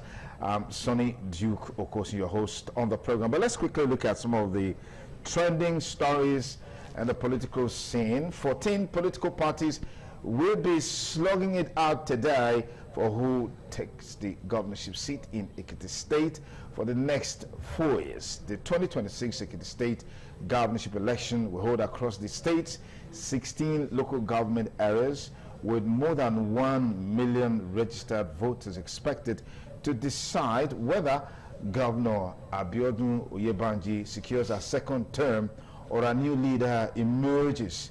With 1.02 million registered voters across 2,445 polling units. Oyebanji faces challenges from 10 political parties ahead of the 2027 general elections. The incumbent governor is seeking a second 4-year term on the platform of the APC. Now, it's the day of reckoning for the governor, and that's why we say there's always a day of reckoning for those who are elected to serve, and that day of reckoning has come for Oyebanji. And let's see how all of this will play out ahead of today's election in that state. Let's quickly move up to other stories we're following on the program Politics Today on Independent Television and Radio. The Social Democratic Party has dismissed reports claiming it withdrew from Saturday's governorship election in Ekiti State, describing the information as fabricated and misleading. In a statement issued on Friday in Abuja, SDP National Publicity Secretary Rufus Ayinagba said the party's candidate Isaac Alade remained firmly in the race. Okay, let's look at other stories. A whole lot is happening in that state. And of course, this is very new. The Nigerian Democratic Congress, NDC, has exempted its presidential candidate for the 2027 elections, Peter Obi, and his running mate, Rabiu Musa Kwankwaso, from the party's anti-defection oath. That's why I said it's new. First time a political party will subject its candidates to an anti-defection oath. According to the NDC Secretary Iken Enekwezu, the anti-defection affidavit applies only to the party's candidates for the National Assembly and state houses of assembly position. Recall that this is the reason why the Labour Party is literally not in existence today. All members of House of Assembly, House of Representatives, and of course the Senate, they've since defected to other political parties, citing one excuse or the other. Perhaps the NDC is just being precautionary and they're looking ahead to take this decision. Okay, let's look at other story ahead of the 2027 elections. Former governorship aspirant of the Nigerian Democratic Congress, NDC, Philip Johnson, has resigned from the party, alleging that the governorship primary election in Taraba State was manipulated against him. In a resignation letter addressed to the Taraba State NDC chairman, Johnson claimed that he legitimately won the party's governorship primary election conducted across the state's 16 local government areas, but was later denied victory through what he described as an alteration of the result. This is one story, one issue that characterized the days of the PDP and even the APC. We are seeing it rearing its head in the NDC allegedly, and of course the ADC as it were. Anyways, we'll go straight to our major talking point on the show. We wish the people of Ekiti State a good outing in the governorship election, which is already in progress. Voting is in progress, and we really haven't heard anything that is on toward. 16 local government areas will be deciding the fate of the incumbent governor and others. As we speak, accreditation and voting has commenced in parts of the state this morning, with elderly and young voters among those participating in the electoral process. That's the update from Ekiti State, and we hope that these ones are not there just to collect the money and vote, but they will vote their minds and their conscience. We're back in the studio now to meet our panelists. I almost called him Chief Roy Oribabo, but it's Comrade Roy Oribabo, political analyst. Good to have you on the show today. Thank you for having me. And I heard today is your birthday. Happy birthday. The records are there. You don't today my birthday. Thank you for having me. Congratulations. Thank you. And then we have Honorable John Eirachawa Yakubu, former council chairman, former PDP governorship, deputy governorship candidate, and of course the current NDC Edo Central senatorial candidate. Thank you for joining us on the program. Thank you for having me. And tomorrow is your birthday, by the way. Tomorrow is my birthday. Happy birthday. Thank you. We will start the celebration from here after the program. Definitely. ITV will be hosting us. I didn't say that. I agree with you. I didn't say that. Anyways, we have Dr. Okhaifo Segbe, is a lecturer from Igbenedion University, Okada. Dr. Okhaifo, thank you for joining us. Morning, Nigerians. Morning, Johnson Duke. Okay, and someone Happy said, birthday. you're looking like a native doctor this morning. Anyway. Doctor or double doctor. Why is it the one native? Native because it's indigenous. Okay. Anyways, thank you for coming on the program. Well, of course, this week has been characterized by a major issue. On Monday, Federal High Court in Abuja, led by Justice Peter Lifu, ordered the deregistration of ADC, Action People's Alliance, Action Alliance, and of course the Zenith Labour Party. And that attracted a lot of reaction, but later on we also heard that an appeal court has given a stay of execution order on that judgment. But what is the implication of all of these for the 2027? This is our major talking point on the show this lovely Saturday morning on Politics Today on Independent Television and Radio. Let's get back to our panelists for today. But let's give a general overview of the build-up to 2027 election. Looks like we're going to see one election that is most polarized. And what we have so far, we have a lot of presidential candidates from the South, close to maybe 7 or 10 or thereabout, and we have just one in the North. That seems to be a major talking point. Let me begin with you, Roy Oribabo. Well, thank you once again for having me. My fear is that oppositions have not done, let's say, in Nigeria. In a situation where everybody wants to be a presidential candidate, call for concern. I still don't see why opposition cannot sit down at the table and take a decision in terms of how they want to go. We have an incumbent president now who's controlling over 30 governors, if I'm right. What does opposition need to do? Is for them to be in one particular place, mobilize under that one structure to confront the incumbent. But they are not doing that. They are still be fragmented. Everybody else, manner of names, want to be presidential candidate. How do we get it? How are we going to get it on that kind of arrangement? That's my fear. You talk about the registration of political parties. When I saw panicking around the town when I received the news, people were calling me to ascertain is it true and all those things. What came to my mind was, does the judiciary, the court, does it have the right to deregister a political party? I quickly go back to the constitution of the Nigeria. I'm not a lawyer, but I quickly just go there. I saw the section 225 and I said, well, they have the right. What are the process? We look at the process. And I want to assure Nigerians that this is all politicians not to be so panicked. This is court of first instance. They have given a judgment. I don't expect any panic. This is no time for we to continue to attack the judiciary. We are also seeing an appeal from the appeal court saying stay of execution. This is also a product of the judiciary. Because the situation where all of us will demoralize our institutions. Where are we going to run to at the end of the day? The SMR will tell you if you're from Mesa, by the time you not please interpret for yes, of our course, yes. By the time you not believe anytime you are in the forest or in the bush, everywhere is snake. It's not snake, snake-like environment. Where are you going to put your leg? Okay. We must give an impression, we must give a direct sense of credibility to our institution. Because whether we like it or not, it's the same institutions that are going to guide us. And that's what gives me joy when I heard INEC. I'm not only brief for INEC, they appealed the judgment that FDC, they constituted themselves well, they were properly registered, and they have what it takes to remain as a political party. It gives me joy. And I pick also the lower court, you were trading you were too fast. Therefore, a sense of execution. It gives me a sense of belonging that we still have a country called Nigeria. Because For over the years, all of us we believe that lamentation is the only way. Let us continue to allow our institution to take a stand, because the Court of First Instance have just do a pronouncement. Appeal Court there, Supreme Court is there. But what is fundamental is that does the Nigerian judiciary, the court, have a right to deregister political party? The answer is yes.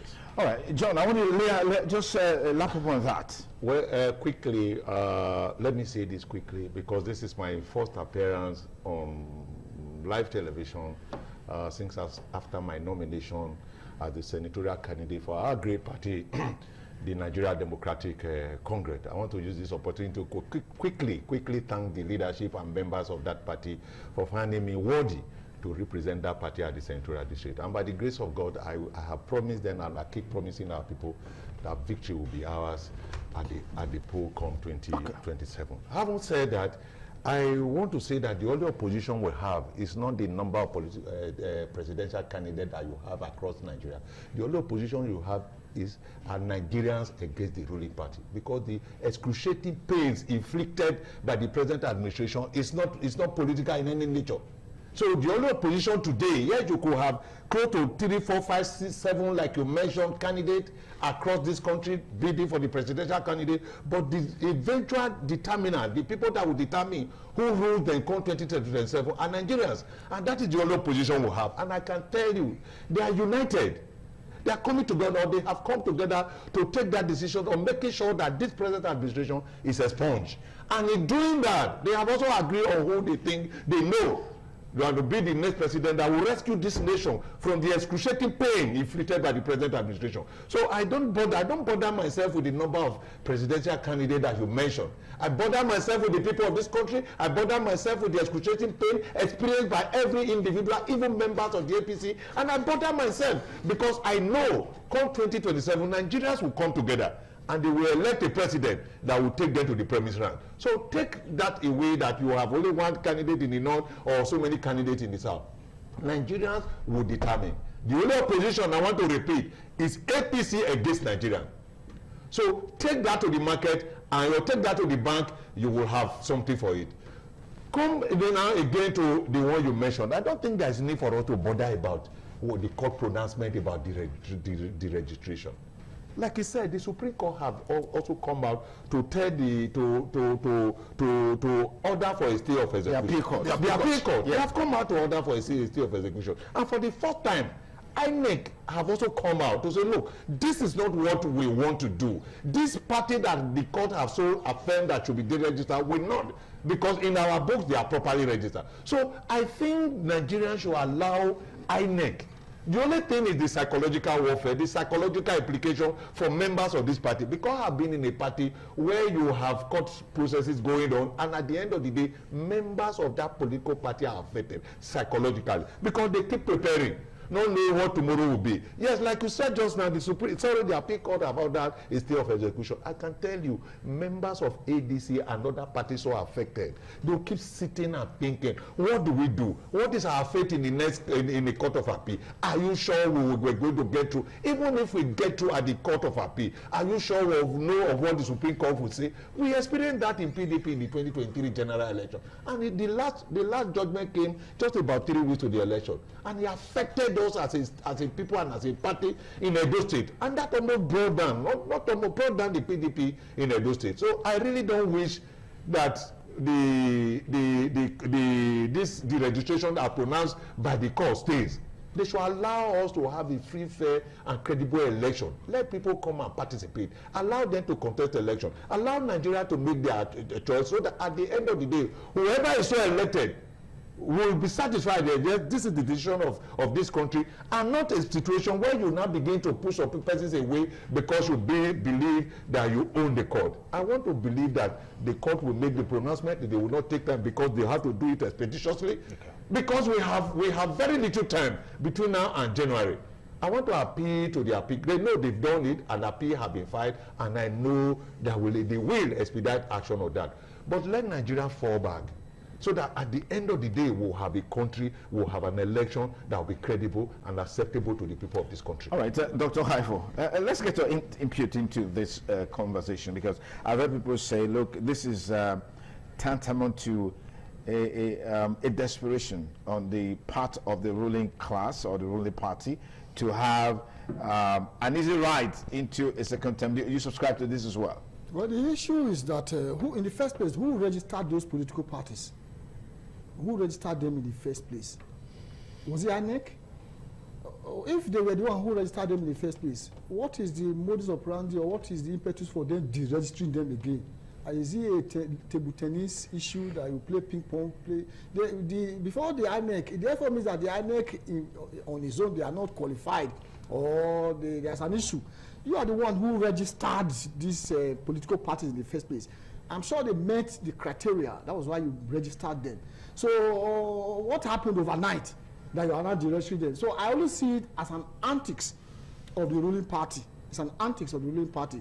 So it's showing that the party, the INEC itself is not actually independent. When you are independent, you do that. For example, we have independent television and radio.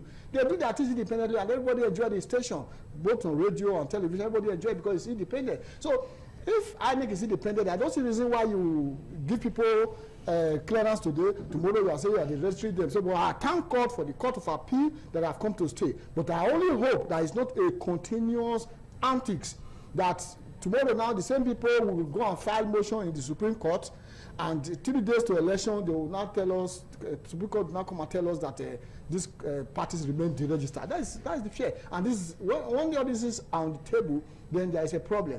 But however, I also want to collaborate what our former chairman here have said, Furu Esa noticed, that Nigeria, it is the ruling party against Nigerians. The issue here is that Nigerians are suffering. Nigerians are in pains. Nigerians are hungry. Nigerians are devastated. So Nigerians need a way out. In fact, the country, as it were, is moving towards a failing state. I don't want to call it a failed state, but it's moving gradually towards a failed state. Now that government can shut down schools because criminals are threatening, now that people, a whole lot of things are in comatose because we cannot take care of boundaries. Our military seem to have been destabilized a whole lot. So we need, the country actually need a rescue because the country is under a siege. So Nigerians should look up to the 2027 election with all zeal and all sincerity, because if we miss it in this 2027, there's a problem. So I am also happy. That's why it's called democracy. Democracy is all about the people. So even if 100 people come and scramble for presidency, I'm not worried. It makes the game more interesting. But Nigerians will look, and Nigerians are seeing, and Nigerians are expected to choose. But we are still begging the INEC and the ruling party to allow everyone to play according to the rules of the game, because the country belongs to all of us in order to avoid calamity. Okay. I think I have to quickly react to some of the issues he raised. He talks about ITV as an independent organization with the name, but ITV is being regulated by broadcasting code. Yeah. ITV cannot just wake up and start reporting what they don't, what they cannot verify. Yeah. On the strength of that, the political parties are registered. I'm one of those Nigerians who have also joined to register a political party called Citizens Popular Party. At a time we were not able to meet up to some specification, and then they will come and say you are hereby deregistered.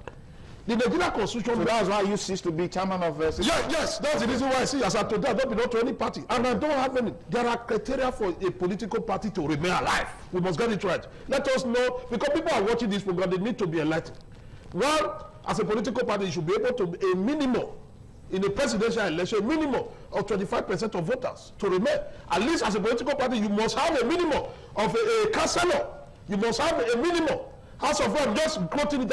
How can you be a political party? You don't have all this. If you don't have it, you see something. You see something. No, APC as a political. That's the reason why I said, based on your reaction, I'm just telling you so that Nigeria will know that the court did not just wake up to say we are deregulated, because the constitution gives them that enablement. The joy of it is that INEC are able to say. We are state of execution. Yes, that is the joy of it, and that is where we are. What is the guarantee that this will not persist against the background of the judicial system that we have, that sometimes could be very, very slow? Like Honorable Yakubu talked about, he hopes that this will not be a situation where there may be 3 days to the presidential election. That's when perhaps the Supreme Court will give a final judgment and all. No, it's an issue. Yes. The body language of the Nigerian judiciary over the year call for concern. And some of us are even from a distance, we start suspecting it. But of this, whether we like it or not, I must conveniently tell Nigerians and those who are watching this program that of a truth, our judiciary was very up to date in this. They were prompt in their response. Immediately stay of execution. If I've listened to SA and others, they have argued that the Court of Appeal is supposed to give them at least 1 week to say, let's look at the issue. But you see the way and manner we respond. And that's the reason why I keep on telling Nigerians that we don't have another country. We don't have another country. It is how we position our country that will make our country to be great. All of us are lamenting. We are not believing. We don't believe any of our institutions. Who do we not really believe? We are talking about opposition. Across the globe, across the world, if opposition wants to take over from Anikuben, they have to be in one synergy. Very just in 2015, when PDP as a political party turned to political terrorists around the world for terrorizing Nigerians, people started and said, no, we need one political party. Okay. We need one political party, not APC. But they came, I'm not only brief for APC.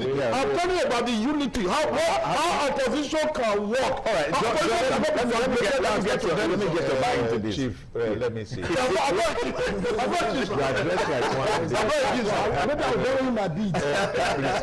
let's be careful and be straightforward with Nigerians when we come to sessions to discuss issues to discuss issues like this. You were deregistered by INEC because he couldn't. Somebody went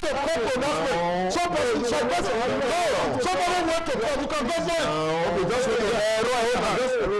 hold on. Let's take it. Your party was not the only political party that was deregistered at that time. Yes. INEC sat down and looked at the criteria and looked at the performances of those political parties and said, these are not supposed to be part of the registered political party. You were deregistered. Of course. So INEC did not deregister this other party. It is in that regard that you see that INEC is vehemently refusing that pronouncement from the court, because it is INEC. Before you deregister any political party, you ought to have gone back to INEC to say, look, how did this political party perform? What is their status? Take, for example, our court party had a governorship, they had a governor, not even a candidate.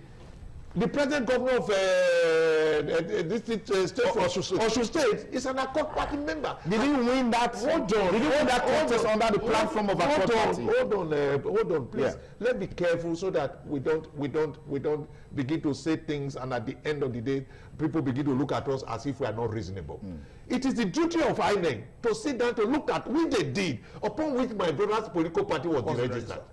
So if they have done that and allowed this other political party to continue, how will a group of persons who are not even in those political parties come together to form themselves into past House of Rep member, or what they call themselves? Past legislators. Past legislators, and here they are in court. I don't want to draw inference, like Doctor said, that you are seeing the voice of Jacob and the hand of Esau.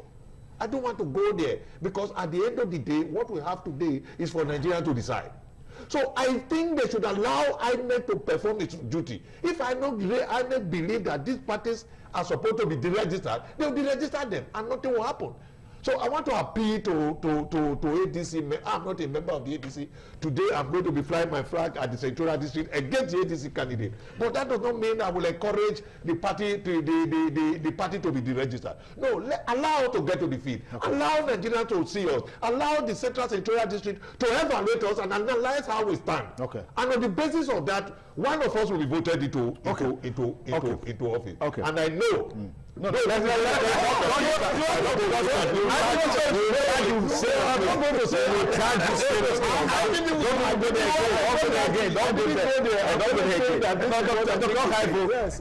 Let's get you into this. This is a major talking point, because it borders on the existence of the political parties. It borders on how many political parties will be in the election proper. Do you see from that perspective? Yes, it's part of it. But the fact I want to make before I go into that is that we are not expected to play to the gallery as discussant when we come here. We're not supposed to play to the gallery. We're supposed to look at it critically for the benefit of our country. My brother here has talked about circumstances to which a political party can be registered. Yes. But when this court we are deregistering these 4 political parties or so that they register. Did they give us all those quotations we were talking about that they didn't have councillor? A party that just started, they have no control election. How do you expect it to have councillor? How do you expect if you want to argue for ADC is not a new party. For example, okay. It's a new party now. It's a new party. Have they gone to election? They have been there. You must have information. They have already been there. No, we are saying that ADC has gone. Accord has been there. All of these are already been there. It's only ADC that is a new party. NDC that is a new party. As it were now, ADC is more like a new party to Nigeria. No, it's a new party. Don't like. Then why you argue now? Then at the end of the day, a lot of people have decamped into that party. Some have for club members, some whatever members have decamped into that party. So how then are you not saying that they don't have this, they don't have that? They have that. They have. Yes, they have. I agree with that. So the ground of disregistering them is malicious. Thank God the Court of Appeal have brought them back. But what have already started generating the smoke, provided it doesn't get to the Supreme Court, so that a week to the election, the Supreme Court will come and read their judgment to say that they remain deregistered. By so doing, they have narrowed down the powers of other political parties, and they have created a big way for the ruling party. So what we are saying is that whatever it goes, let Nigerians be. I don't like this issue of let 100 political parties come, but let Nigerians be ready to do the needful, irrespective of the political party. Political party is not what is going to rescue Nigeria. It is individual will. It is the leadership will. What we want is leaders, not political parties. We have had political parties right from 1923. When Abat Macaulay started his NC whatever. So political parties have not done us well in this country. What we want, although we need political parties as a platform for us to get people into offices. So what we want now are people with credibility. If it is in DDD, on that day I will vote for DDD, where my mind is convinced that this is the person. Okay. Not this one who have come to give us, what's it called now? Pains. I don't want to use another word. All right, thank you. Thank you very much. If you just join us, it's still Politics Today on independent television and radio. When we return, these political parties that are being penciled down for deregistration, they've been there making impact in the political space. We've also seen some of them gain from some of the shortcomings of other political parties. They, by default, have governors. Default, they have House of Representative members. By default, House of Assembly members, and even Senate members, as it were. Does that, justify the grounds of being a solid political party? We'll look at all of that when we return after this break on the program Politics Today on independent television and radio. Please stay.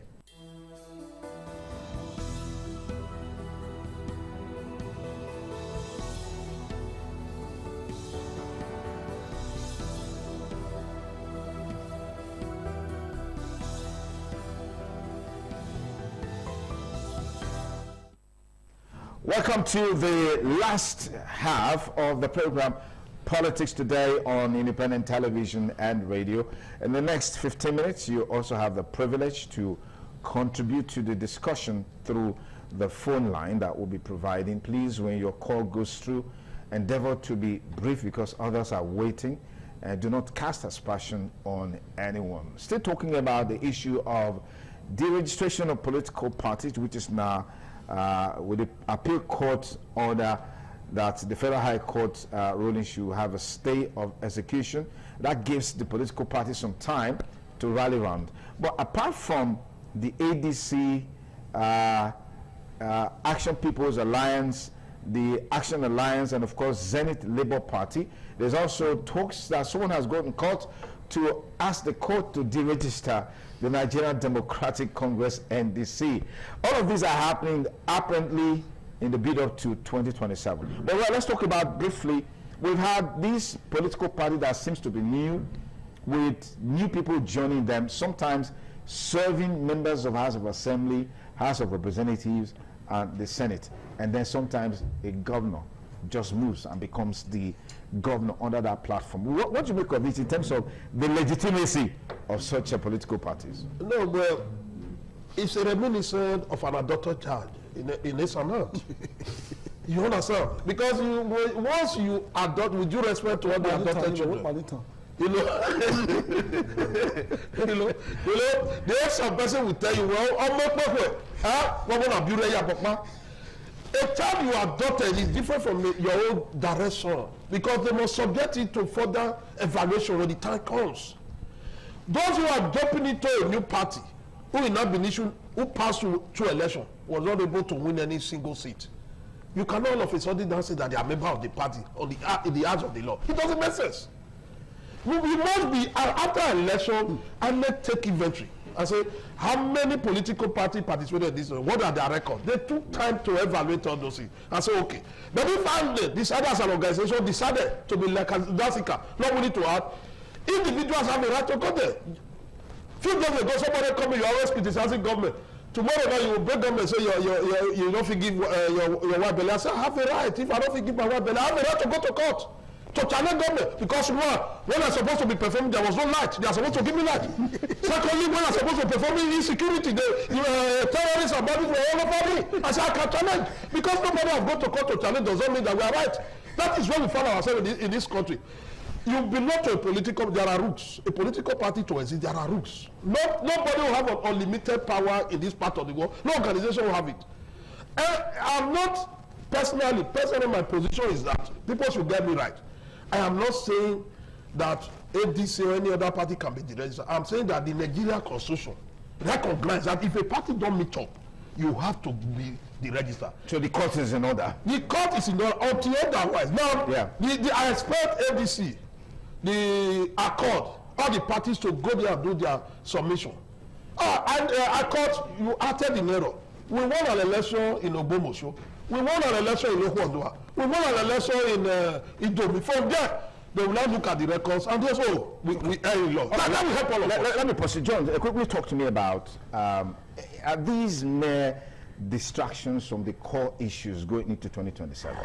Well, it's not just mere distraction. It's a complete distraction from the core issue going into 2027. And we thank God that some of us and our chief shepherd saw this coming, and he exited some of the troubled party, because outside this registration, there are so many other issues that probably will come up in an attempt to muzzle the opposition into what the present party believe it should be.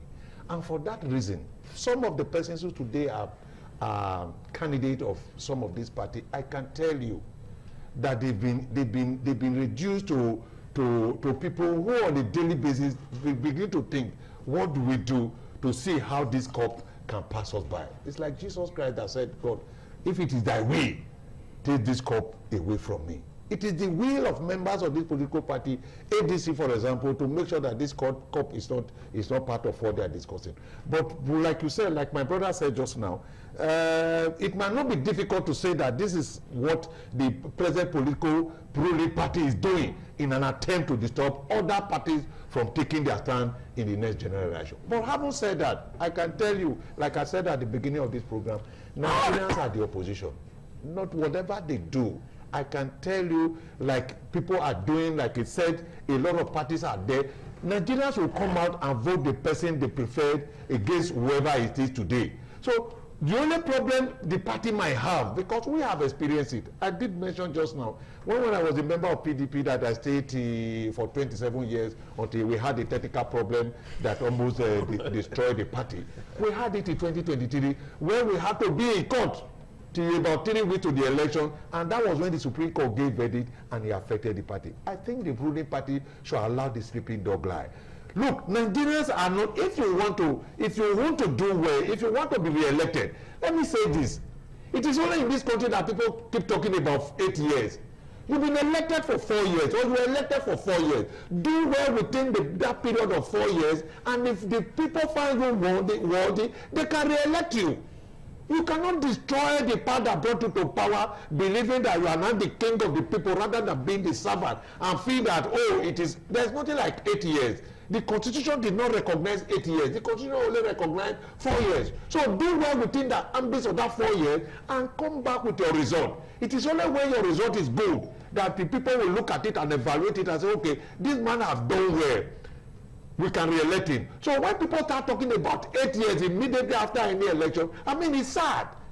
If you are not prepared to be part of the democratic process, making sure that you subject yourself to the people's wills and caprices and do the will of the people and make sure the dividends of democracy get to them, then spend the 4 years or less than 4 years and get out of the saddle and allow a new person to take over from there so that Nigerians, the country can get better. Look at the United States of America. Donald Trump was elected for 4 years. 4 years after they felt he was not doing well, they elected another man. 4 years after they felt, oh, Donald Trump would have been better, they brought him back. It is only in this country that people elected will want to die there. They want to, what do you want to talk about? What is that? It should be complete in the hands of the electorate and not in the hands of the people who are so elected. It is only the electorate that will say whether I'll talk about or it will not be complete. So I want to appeal to Nigerians. I want to appeal to Edo people. This is the political period again. Begin to assess the individuals you have. Okay. And see who you believe can do the bidding of the people. Politicians have destroyed this nation. We have taken what is not ours. And that is not how it ought to be. Allow the milk to flow to the people of this country, so that from there you can begin to dip and take what is yours. That is my submission. Are you a politician? I am. You're part of those. We have. So why should they, for example, vote you? We have. Look. It's a general statement. Okay. I am asking for their vote because of my track record. Okay, no, If for 2 years, I left office in 2010, 16 years ago. If for 2 years I could asphalt 8 roads, 16 years after, not a single road will be asphalted by any local government chairman anywhere. Okay, we'll talk about that another day, John. Let me come to you because it's very easy for us to say that the 2027 election is between the ruling party and Nigerians. Yeah. Which means Nigerians, you can describe them as the opposition. We saw that movement in the last election where there was a coalition of interest to upstage the APC. It didn't work. And then if you look at the fallouts that have taken place in the political parties in their primaries, it's symptomatic of what the system has always been. The same circle of people, the same individual. There's really nothing new, whether you move from this party to this party. Is that something that is of concern to you going into 2027 election, Dr. Haifo? Yes, sir. I've already told you that the political parties in Nigeria have disappointed Nigeria. The only unfortunate thing is that there is no room for independent candidacy. So therefore, every candidate or any candidate must run under a given political party. So that brings us to the question of individuality. Who and who is this political party projecting for this and this position? So it will be myopic for Nigerians to go ahead and vote all candidates because they are for your party. Whether it's a moron, it's one way to, because it's our party. That's myopic, and that's what has killed this country. So it is, as far as we are Nigerians, we go to the same market, we go to the same filling station. For example, when I started work with Okada 2022, from Oluku to Okada Junction is 500 naira. From Okada Junction to Okada is 300 naira. Today, from Oluku to Okada Junction is 2,005. From Okada Junction to Okada is 1,005. Within the space of 4 years, my salary has not increased sufficiently. So then you want me to be happy?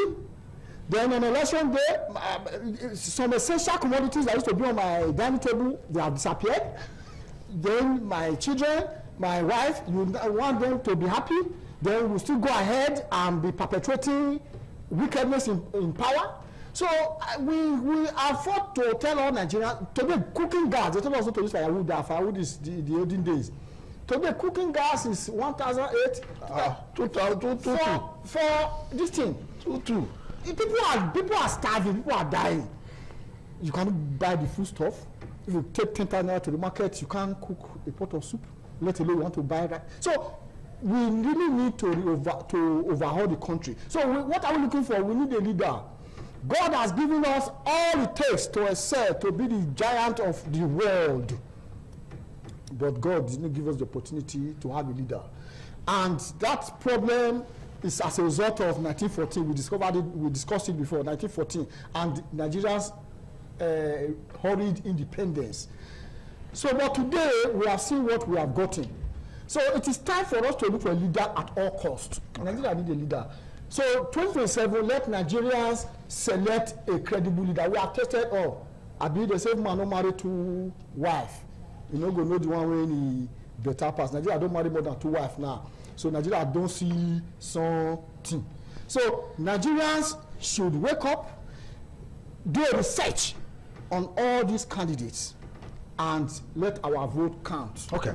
All right, Roy. People say that the electorates, they've been so traumatized that their level of reasoning and thinking to make some of the best decisions is really not there. Look at what transpired in the primaries, where we still have the same circle. Is that something? I mean, is that not a pointer to the way our electorates are wired?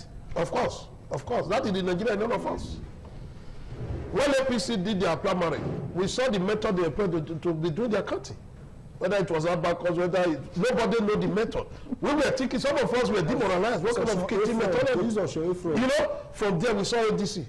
That was another dimension again. But just now, ADC came. That was the end.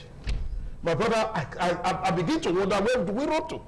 As of today, NDC, I was reading this morning where NDC has saying some of the message we receive over home work primary, they are also from us. Where are we heading to this society? Do we need to go and bring people from the Republic to come and be in Nigeria before we just do simple things? Simple things, we cannot do it. And my friend here, Doctor, is trying to blackmail God. That God gives everything for us, could not able to give you leader. Is it God will give you a leader? God has given us sufficient reason to reason for ourselves. He has given us opportunity. We are sitting down here now. We know that is how a society works. When God directly give a person's leader in the scripture, they rejected him. God said, okay, go. What does it take? America, is it God that gives them leader? And that's the reason why. No, let me finish. We'll get to your turn. That's the reason why I will continue to tell the leaders. We'll continue to tell the leaders. My brother, wait, just hold on. We'll continue to tell the leaders. You said political parties have failed. Yes. Across the world, one word for the strong institutions. Who destroyed the institutions? Strong institutions. If you leave Donald Trump today, he will want to remain the president forever. But they have institutions who will say you cannot do that. It's natural. It's a human being. It's institutions that will do that. We need strong institutions. I'm continuing to say we need strong institutions, not strong individuals. Because by the time we have strong individuals, that's where we are. When President Buhari was coming, they say he's a strong man. There's something he cannot do about corruption. There's something he will fix Nigeria under 24 hours. All manner of money given to him. We are trusting with power. What happened? Nigeria moved from 10 to 0. That is where we are now. All political parties should be able to give us a manifesto. Tell us what they want to do. Okay. I saw just an NDC. They are not taking people to one, is it Roshira to go man? Okay, no, Roshira. I did not use the number. They are taking people to come and depose from Abuja. Why? And I know that they are calling for doing that. Okay. Because what happened for us? You saw all of them were running for Abuja. Those who benefited it. They did not even get to Abuja before. Some of them were waiting in Ikogi. They went away and they abandoned all of us. I said no. If you are anything to come back and talk like this, you say you not put pen to paper so that you will make everyone they prove. I shall not get for that. I don't want to say something. Add this story. I shall not get for that. I will add this story. Now the point is, what is it about when people get into offices, they become something different? What is it about it? Well, that is why I will agree with Doctor. Look at the individuals. That because the problem we have today is that we really don't have independent candidacy. Otherwise, you have across this nation individuals who have excelled in their various field of endeavor that would have been elected into offices, but because of the process of belonging to a political party, they are not able. When people defect, I begin to wonder why they do that. They do it selfishly. Nobody defect because of the people. When I was chairman of council, I was in an opposition, having that excruciating pain as inflicted by the then governor of Edo State, if you remember. But in spite of that, nothing moved on Yakubu to then leave PDP and move it to any other party. I stayed there until I left, in spite of what I saw.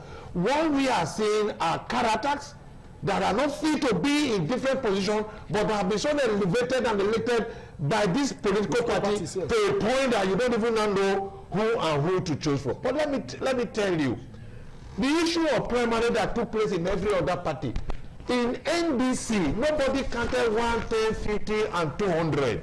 It didn't happen. If you have any video of that, please, you can bring it to me or bring it to Sonny Jude to aid. Nothing of such happened in NDC. But that because of the newness of the party, we are having some little problem here and there, will be sorted out. That is one part. But come to the issue of who and who should be elected. You talked about institution. When Jonathan was the president, that is why Nigerians must change the present government. When Jonathan was the president, institutions worked. Yes. He allowed, even Jonathan appointed a stranger as INEC chairman and never infiltrated INEC to his own advantage. And when that same INEC gave result against him, what did he do? He was the first to pick up the telephone to call the person and say, I congratulate the person. That was the period we were until these people came into power and destroyed everything. Right, John, let me take this call. Hello, caller. Good morning. What's your name? You're live on Politics Today. Good morning. Good morning, sir. Yes, good morning. This Ralph, you're from Mr. GROE. All right, go ahead, Ralph. Go ahead. I think it's a classical philosophy which boils down to mind and character. You go to the provision of the Constitution, as amended, section 221, 222, 223, 224, 225, 226. Make everything so conspicuous about the party guidelines and their code of conduct. So if anyone could not meet up with the guidelines, I think they are now the power to criticize them. Why are we not crying like this? If it means that farmer or my grandfather are going to criticize them, it is the INEC. So look at the party, go to court and approve your case, you only go down. Thank you, Baba. All right, thank you. Thank you. Well, to conclude, just a minute, Doctor, conclude about the signing of the document of allegiance to the party of not defecting. Of not defecting. Yes. So that you see that we have an instrument to take to court, because we are giving you the mandate. The people are giving you their mandate based on the political manifesto, like you said. And if you decide to trade it midway into the building, you can take it to court. I love that. Good morning. What's your name? Good morning. Yes, the voice of honorable man. Yes, the voice. Yes. Go ahead. Yes, I just want to respond on two things. This court that have been using against these political parties, some of us are suspecting that it's the voice of Jacob, the house of Esau is at work. Yes. Because that was what they did to PDP, to destroy PDP. They did it to Labour Party. The other party, ADC. So look at that's what they are doing. Because they know that free and fair contest, they will not win. Because people are not happy. Everybody is angry. Look at cooking gas, look at everything. We cannot be calling all these things already. The people are suffering. That's number one. Then number two, the political parties, we want all of them to unite.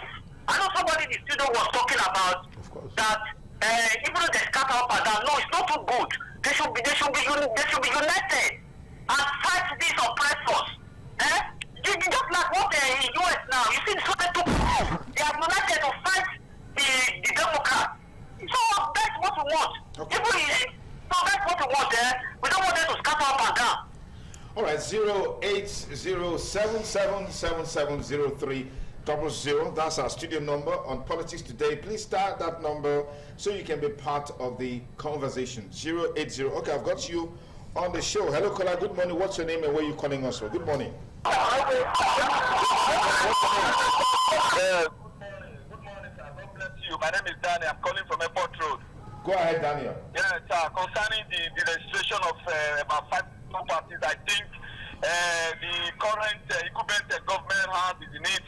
When when they were forming their own coalition during Jonathan's time, Jonathan never interfered. And Jonathan never planted the agents of destabilization in the various political parties that were trying to come together to unseat him. But now what we are seeing today is to be bastardized. Allegedly no one is working because of this current government. And the main opposition, or the most viable opposition are the people. I tell you, before this government came on board, I was very rich. If I was having 3 cars. But I talk to you now, I managed to have my using it for Kabu Kabu. So you will not expect me now, my children are not feeling well, my wife is not feeling well. Every day I have quarrel with my wife because of this government, because of their anti-people policy. So at the end of the day, you will not leave me, allow me to expect me to foolishly don't print again for this type of government. Okay, so the government gets blamed for everything. Yes. Everything. Yes. I mean, Roy throws it to go to court. Yes, of course. I am a stakeholder in the LPG business. Okay. I blame the government. Okay, let's take this call. Hello, caller. Good morning. What's your name? Ultimate degree. Please go ahead. Make it quick here.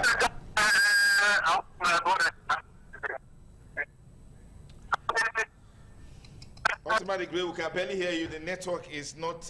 Maybe it's from your end, not from our end here. 08077770300. Our last caller for today. Hello, caller. Good morning. What's your name? Advocate. I'm calling from Iguebe. Advocate, please go ahead. Okay. Yes. I salute all the guests there. Thank you. What I just want to pinpoint there, now that somebody is talking that is this government against the people, is this government against the people, that's the opposition.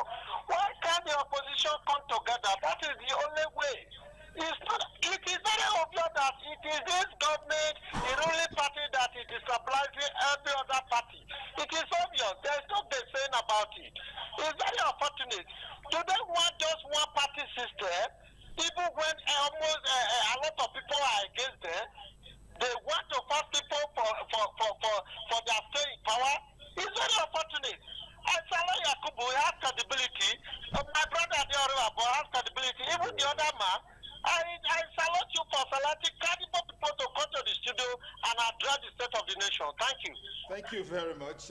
Our time is fast spent on the show, but Dr. Haibo, just last comment from you. Yes, my last comment was because Roy Rabo not being also I didn't get that. Yes, Roy is trying to make God blackmail. The Bible told us that no government come in power without the authority of God. And that we should pray for all authority that are in power. So any power that is in existence, the Bible told us that it's because of God that make them to be there. So that's why we are saying that God should help us to address the issue of leadership in Nigeria. Okay. For instance, sir, before that call, for instance, sir, even while these political parties are scattered, we are all Nigerians. We know our common pain is suffering. So the coalition can still go on to the election. On the election night, the day before election, the other political parties can make a decision. So the work is still in process. So, but let's let them come out. Okay, final word from me, John. Well, I think I want to use the opportunity to again thank the people for bearing the pain so far. But by the grace of God, it shall be over by February 2027. All right, Roy, last word. My people, it is not all government that is from God. Some persons impose themselves. Therefore, let us not continue to say God give us all leadership. What will determine the next election? What will determine the next election is the hunger in the now, the frustration, the deprivation. You can see the hungry. Just sincerely almost tried to this studio. Last time I tried to this studio, I could not afford the fuel. On my cars, you know, but today I was able to manage because today is my birthday. Through solid Duke and Yakub, I was able to buy fuel. Thank you and God bless you. Okay, that's our package for today on the program Politics Today on Independent Television and Radio. The change that we desire about this country is actually in our hands. And of course, what we do on election day counts. What we vote for counts. Let's look out for credible people, trusted people, knowledgeable people, people who are in tune with yesterday, today, and tomorrow. That's the only way we can get to the promised land. But unfortunately, anytime we have the opportunity to make the change that we need, we get it right. Some say it's because of the institutional shortcomings. But some other times, the electorates don't do the right thing to get the right people into office. 2027 provides us with such an opportunity. I hope we will get it right. As a media platform, we'll continue to educate, enlighten, and set the agenda, because that's our duty. And that's my take-out point on the show today. Thank you so much for staying with us. Have a great weekend. Bye for now.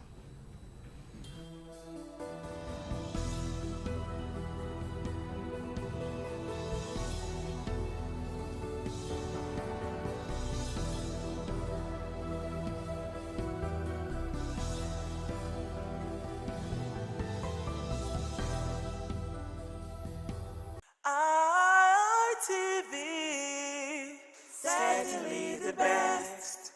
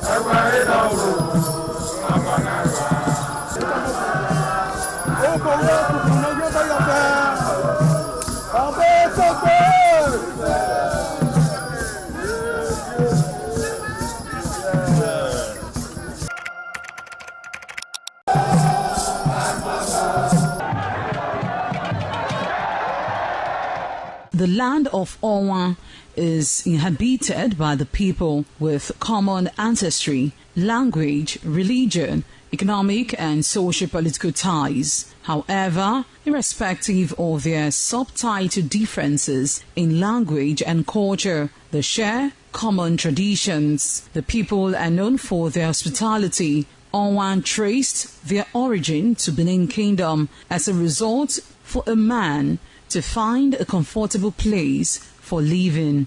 The name Onwa was derived from the largest and longest river in the area, which is known as Onwian or Onwa. It means one who makes merry in affluence.